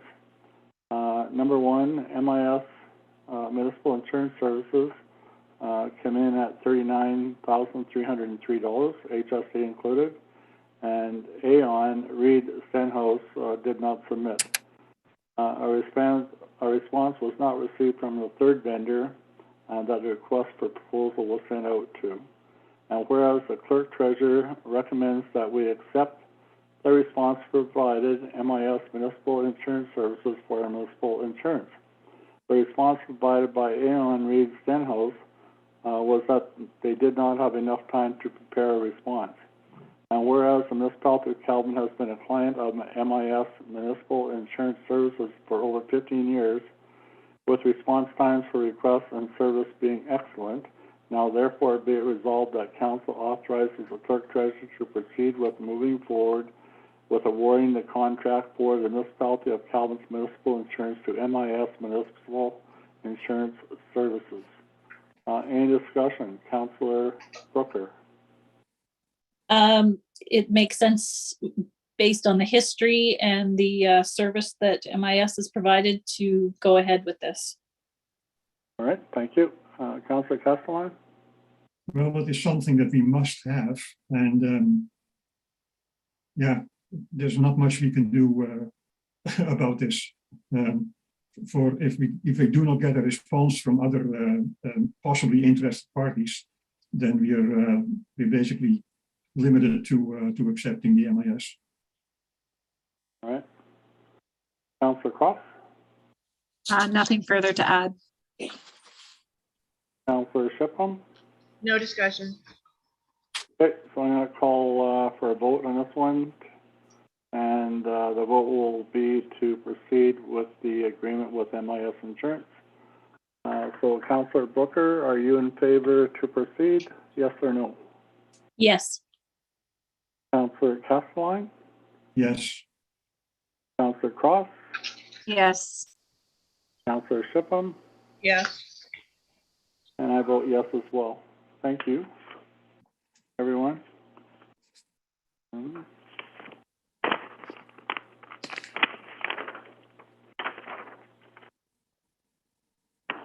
Okay, next item on the agenda is item N. And it's, bylaw number 2022-015. It's an agreement with Township of Bondfield for wildlife damage compensation investigators. So this is going to be a bylaw, so I'll need a mover and a seconder for the first reading. So Councillor Cross, can you move this one, please? Yes, I can. Councillor Castelline, can you second it, please? Yes, I can. Thank you. This is a bylaw to share services with our wildlife damage investigators with Bondfield. Any discussion? Councillor Brooker. No, I don't have any discussion. Makes sense. Councillor Castelline. No discussion. I think it is a similar agreement what we had last year. Councillor Cross. I have no further questions now. Councillor Shipham. No discussion. Who are our evaluators? Cindy? We have 3 of them. Yeah. Technically, 2 of them are brand new and actually haven't been on an investigation because as soon as we hired them, COVID hit. So right at the moment, there's only one who is Pauline Carmichael, but technically we do have 2 others who are anxiously awaiting to try and go on an investigation as soon as the pandemic is over. Okay, so I call for a vote on the first reading. Are you in favor to proceed, Councillor Booker? Yes or no? Yes. Councillor Castelline? Yes. Councillor Cross? Yes. And Councillor Shipham? Yes. I vote yes as well. So I'm going to need a mover and a seconder for the second reading as well, please. So Councillor Booker, can you move this one, please? Yes, I will. And Councillor Shipman, can you second it, please? Yes, I will. Thank you. So the second reading is moved by Councillor Brooker and seconded by Councillor Shipham. It's the same bylaw, second reading. Any discussion on the second reading, Councillor Brooker? No discussion. Councillor Castelline? No discussion. Councillor Cross? No discussion. Councillor Shipham? No discussion. Okay, I'm going to call for a vote on the second reading. Councillor Booker, do you vote yes or no to proceed? Yes. Councillor Castelline? Yes. Councillor Cross? Yes. And Councillor Shipham? Yes. And I vote yes as well. Thank you very much.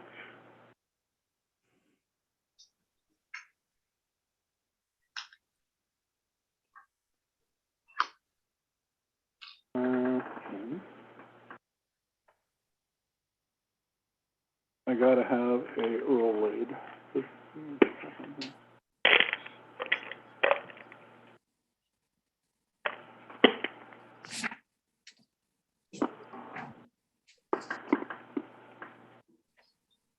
Next item on the agenda is item O, and it's East Nipissing Planning Board. consent 2022-02 and 22-03, and Mindersma Misagi. Probably got that name all messed up, but have we had a chance to look at it in our package? So I'll need a mover and a seconder for this. So Councillor Brooker, can you move this one, please? Yes, I will. And Councillor Shipman, can you second it, please? Yes, I can. Thank you. Okay, I'll read this again. So we have this resolution moved by Councillor Brooker, second by Councillor Shipman, for his application for consent 2022-02 and 2022-03 in the name of whatever. I've been filed with these Mindersma. planning board on land known as concession 6 lot 11, municipality of Calvin, along Suzanne's Road to sever two 20-acre lots, application 2022-02 and 2022-03 respectively, from the 100 acres of lot 6 concession 11, and retain approximately 60 acres in the municipality of Calvin, where Suzanne's Road is a year-round maintained road.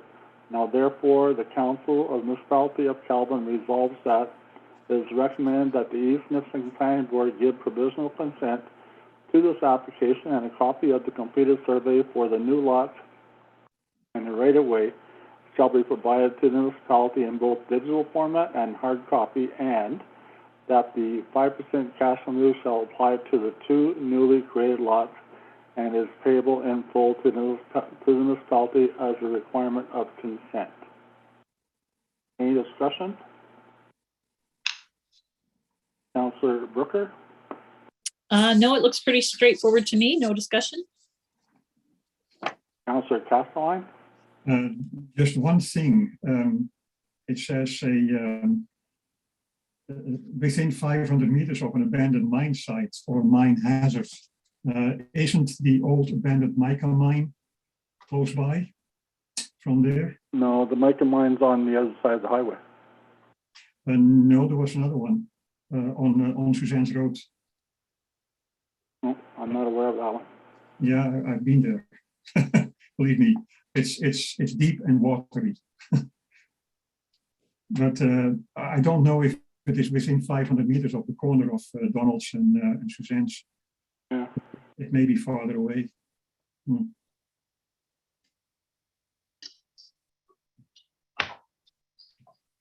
But I'm looking at nothing shown in here on the map.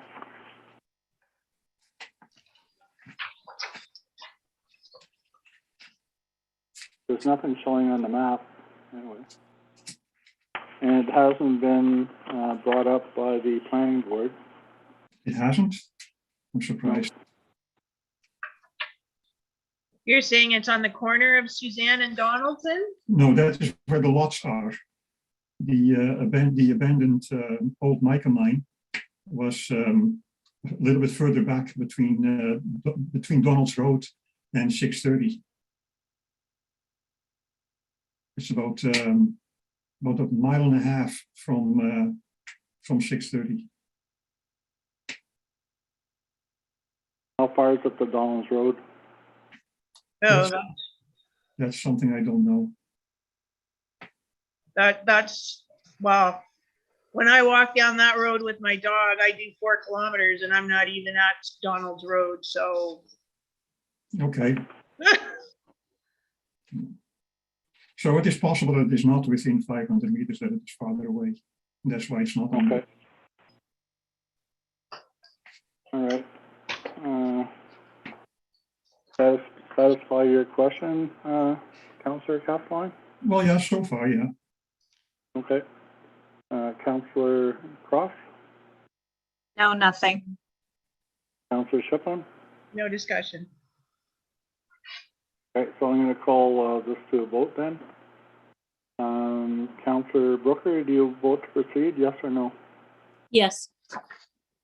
Councillor Castelline? Yes. Counselor Cross, Yes. Counselor Shipham, Yes. and I vote yes as well.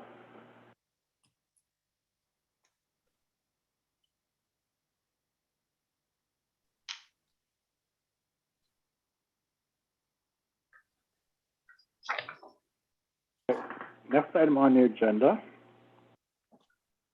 is item P, and it's bylaw number 2022-016. It's a joint election compliance audit committee.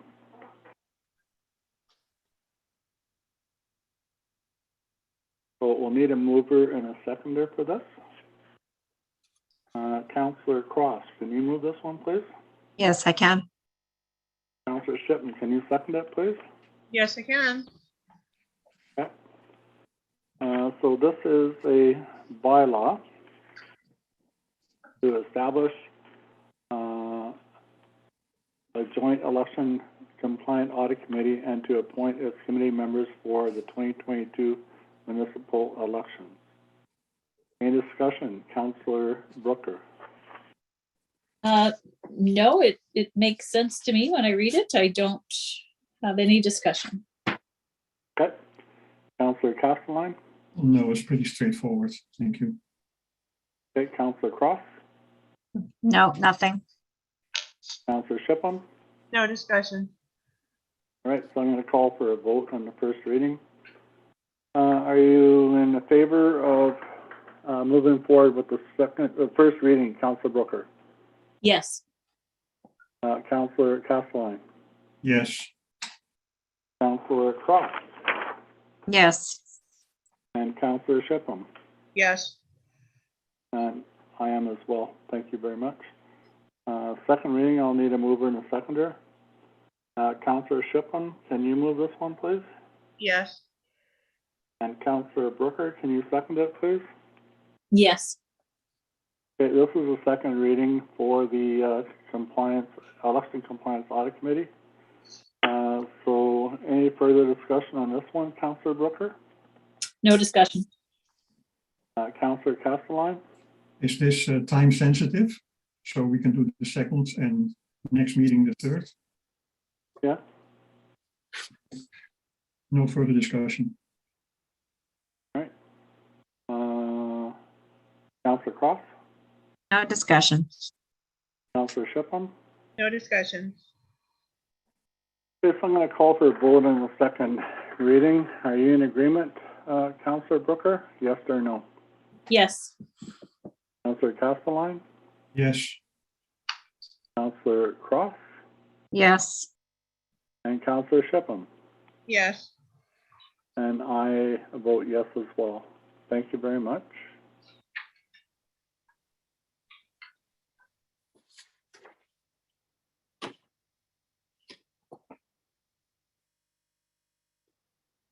Next item on the agenda is item Q, and it's a report from the clerk treasurer, and it's 2022 CT08 service delivery bylaw.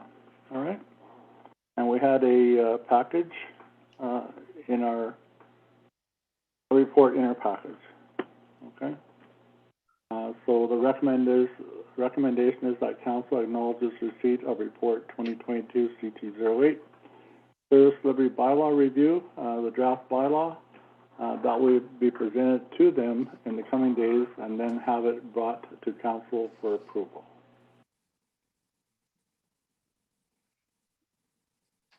Mayor Pennell, Yes, can I just provide a little bit further explanation? absolutely. Please and thank you. So this is just a report to update council. Unfortunately, it has taken quite a bit of time for me to put together the service delivery bylaw. This was discussed approximately a year ago. Research was done in late December of 2020. And then the report 2021 CT06 was brought to council in February. And then it was decided by council that we move forward with a service delivery bylaw. Unfortunately, due to circumstances beyond my control, I just didn't have the time to put together the service delivery bylaw. I am working on it, and I, as mentioned in the report, I will be giving it to council in the coming days. I am receiving some help in that regard from E4M as well.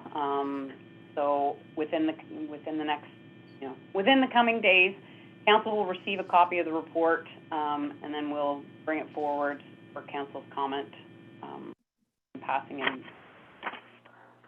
We are moving forward with it. It hasn't been forgotten. All right. Thank you for that.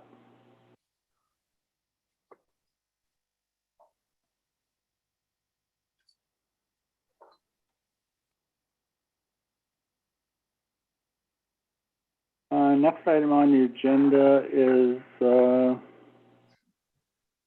item R, and it's from the town of Caledon and the town of Mono, and they're looking for support for Provincial Offences Act Courts in Crisis. We had a letter provided to us, so I'll need a mover and a seconder for this resolution. Councillor Castelline, can you move this one? Yes, I can.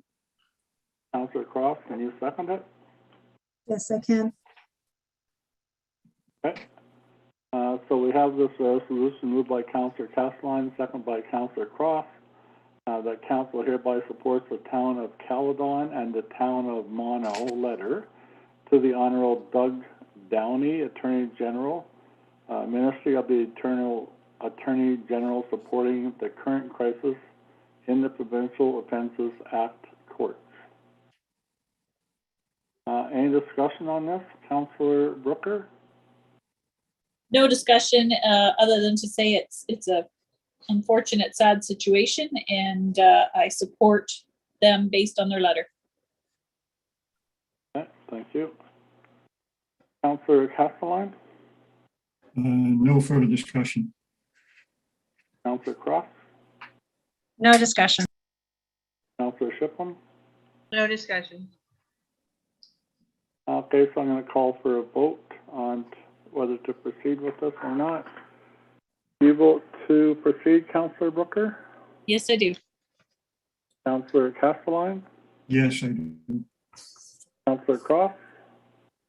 Yes, I do. And Councillor Shipley? Yes. I vote yes as well. Thank you.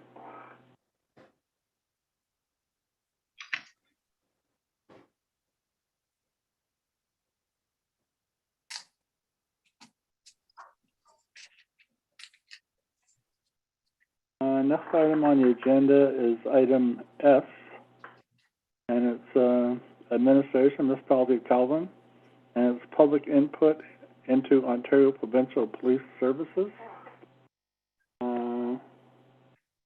So we have a resolution. I'll need a mover and a seconder for that. Councillor Castelline, can you move this one, please? Yes, I can.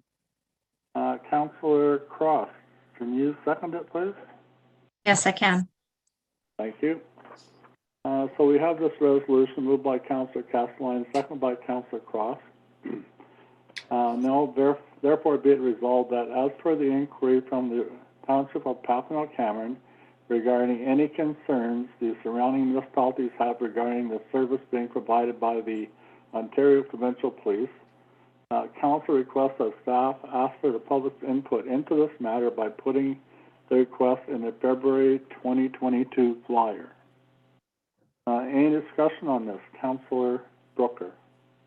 No, I have no discussion. We've talked about it. Okay. Councillor Castelline? No discussion. Councillor Cross? No discussion. Councillor Shipley? No discussion. I got a letter in the mail from the OPP for to participate in a survey. It was a pretty lengthy one, so I did it last weekend, but that's got nothing to do with this. Anyway, so we'll vote to proceed with putting this in the Caledon flyer. Do you vote proceed, Councillor Brooker, yes or no? Yes. Councillor Castelline, Yes. Councillor Cross, Yes. and Councillor Shipham. Yes. Thank you. I vote yes as well. Thank you very much. Next item on the agenda was Municipality of Calvin Education. It was a Municipal World podcast. There's an address below there.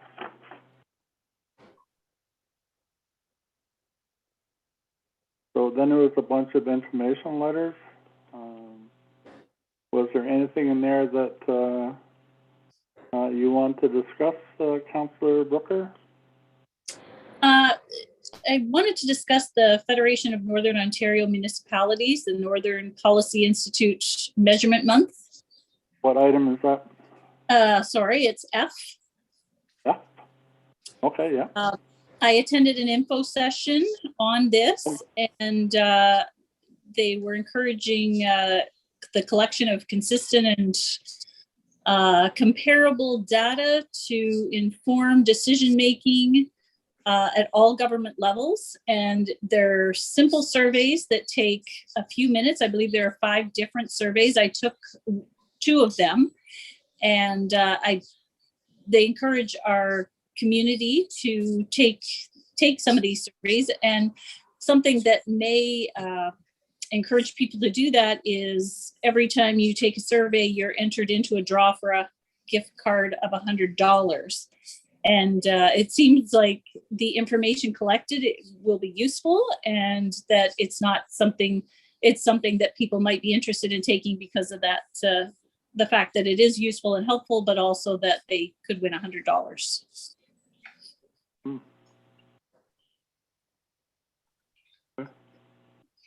Anything else in there? Sorry, so the suggestion was that it could be put on the website in a flyer, something like, and they also will put our community letterhead on the community members of Calvin's surveys. So it would be specific to us. So is that what you're suggesting, Councillor Brooker? I am suggesting we go ahead with it. It won't hurt, and it can be definitely helpful, and community members might appreciate the opportunity to win money and therefore encourage them to take the survey. Okay. The rest of the councillors in favor of doing that? Yes?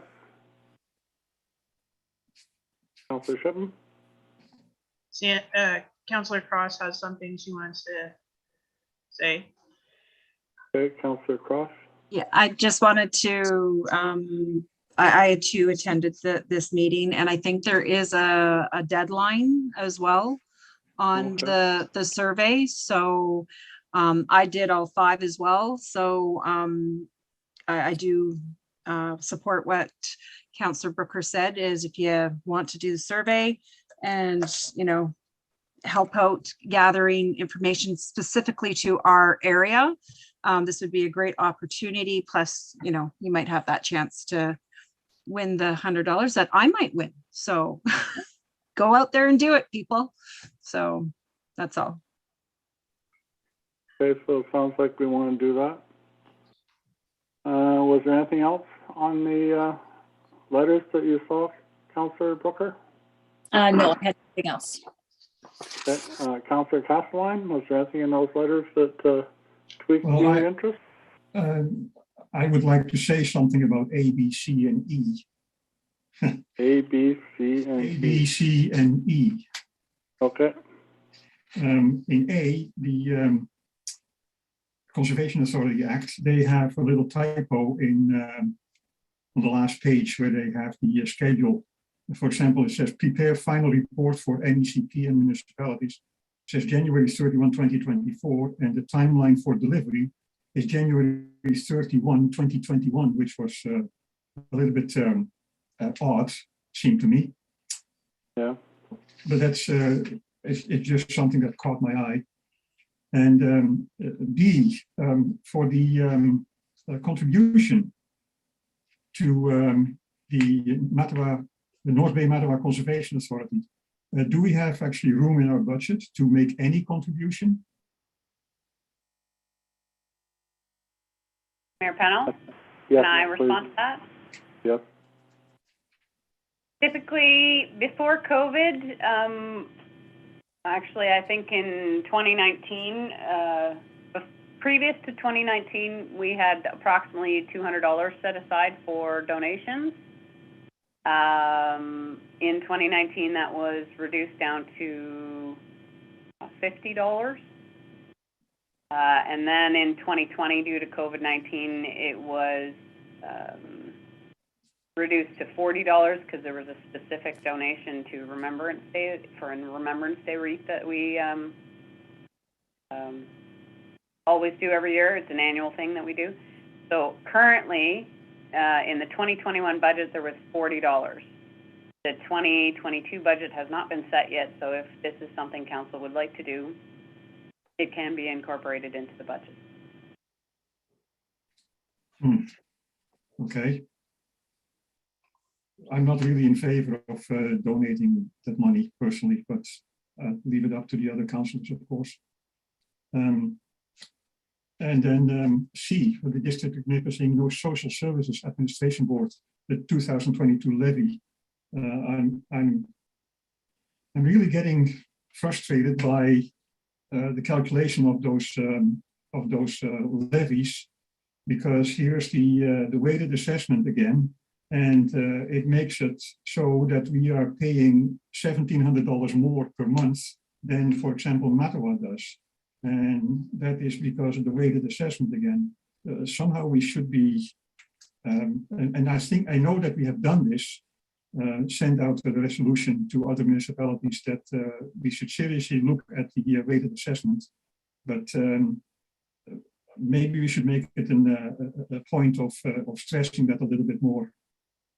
And then in E, which is the high-speed internet proposals, I'm very glad that on the title page, they added the word affordable high-speed internet, because up till now, it has never been affordable, because it was only talking about high-speed internet.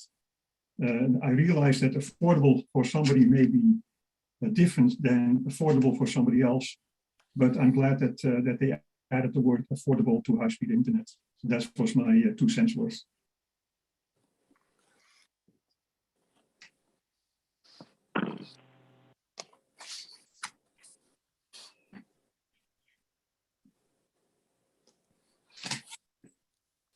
Anything further, Councillor Castelline? No, thank you. Do you have any thoughts on how you would approach that weighted assessment? Honestly, I can only think of one particular item at the moment, which is the weighted assessment in relation to maybe not necessarily the Social Services Board, Social Service Administration Board, but Castleholm. I realize that municipalities may have up times and down times. If we are going to pay a mortgage, which is a 25-year commitment, and the payment would be the exact same every year, if Kelvin would fall on bad times, or if Kelvin would fall on bad times, we would still pay the same amount. At the same time, if Kelvin would get a boost and a development boost, and we have increased revenue, then we should be able to pay a little bit more than other municipalities do. And the same thing applies to other municipalities. So I would like to see the payments for Castleholm to be the yearly payments for the mortgage for Castleholm also be according to the assessment role. That was my beef with it.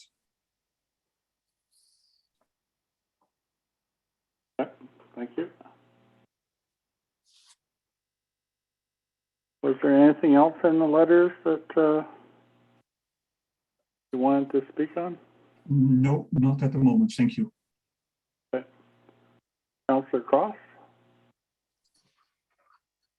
I'm in agreement with Councillor Castelline about dealing with the weighted assessment with Castleholm. I think we are in a unique position maybe now to approach the board and plead our case. We've already had one municipality writes in support of the weighted assessment with how it affects us. So I think we should approach that again. The only other thing I have here is with G&H, just wondering if with the grants, if Cindy feels that there's something there that we're going to be able to apply for. I'd like to be kept in the loop with that. Gee, I was wondering if there was something in there about sports and facilities in that package. So I was wondering about like accessibility for the change room at the rink, okay, and bathrooms there, okay. If we could get, we couldn't do it for like 20 grand, like for sure, but shoot for the moon. Like Bonfield just got a whole bunch of money to put in they call it the water park there. I know we don't have the water to do that. They're sitting on the lake, but we could do something like that. But it all comes down in a lot of cases to be ready to go, right? And we don't have anything right now ready to go. But I think we should look into it for sure. Is that something that you could look at, Jacob? Yes, that is something that I can look at to see if we can work some of the rink change room improvements into that. And can come back at the beginning of March and let council know what I've been able to find out with that. Because we talked about heat before, and we talked about doing different things with that building, right? So, yeah, if you could take a look at it and then come back with that. Does that answer your question, Councillor Cross? Yes, it does. Okay, thank you. And thank you, Jacob. Anything else in those letters, Councillor Cross? No. Okay. Councillor Shipham? I think we should be trying to figure out how we can do something with the weighted assessment, but otherwise, that's it. Okay.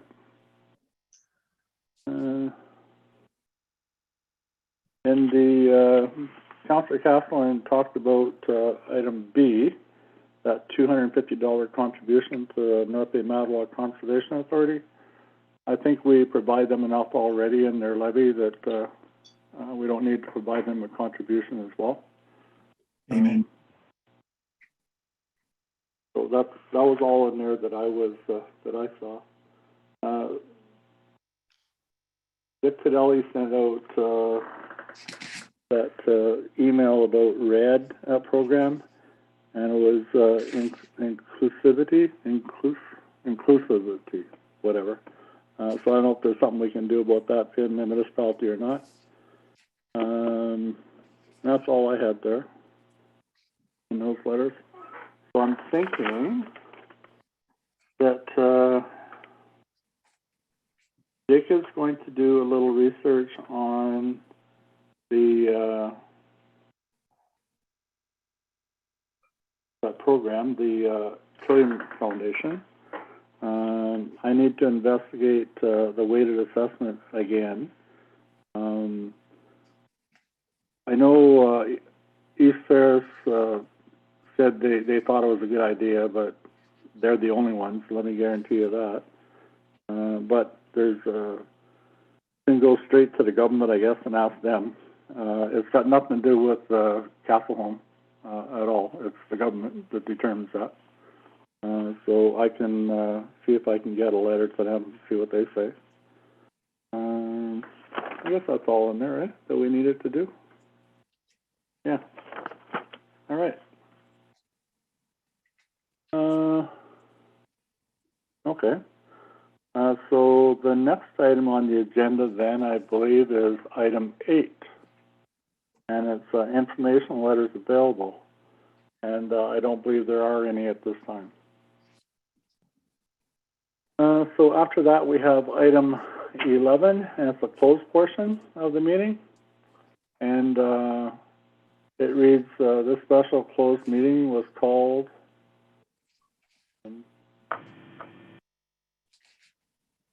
by Mayor Pennell to, under the Municipal Act, 2001, Chapter 25, as per Section 239(2)B, personal matters about an identifiable individual, including municipal or local board members, and 2D, labor relations or employee negotiations, municipal administrator candidates, the clerk treasurer position, and administrative assistant probationary period. So I'm going to need a resolution to move into the closed portion.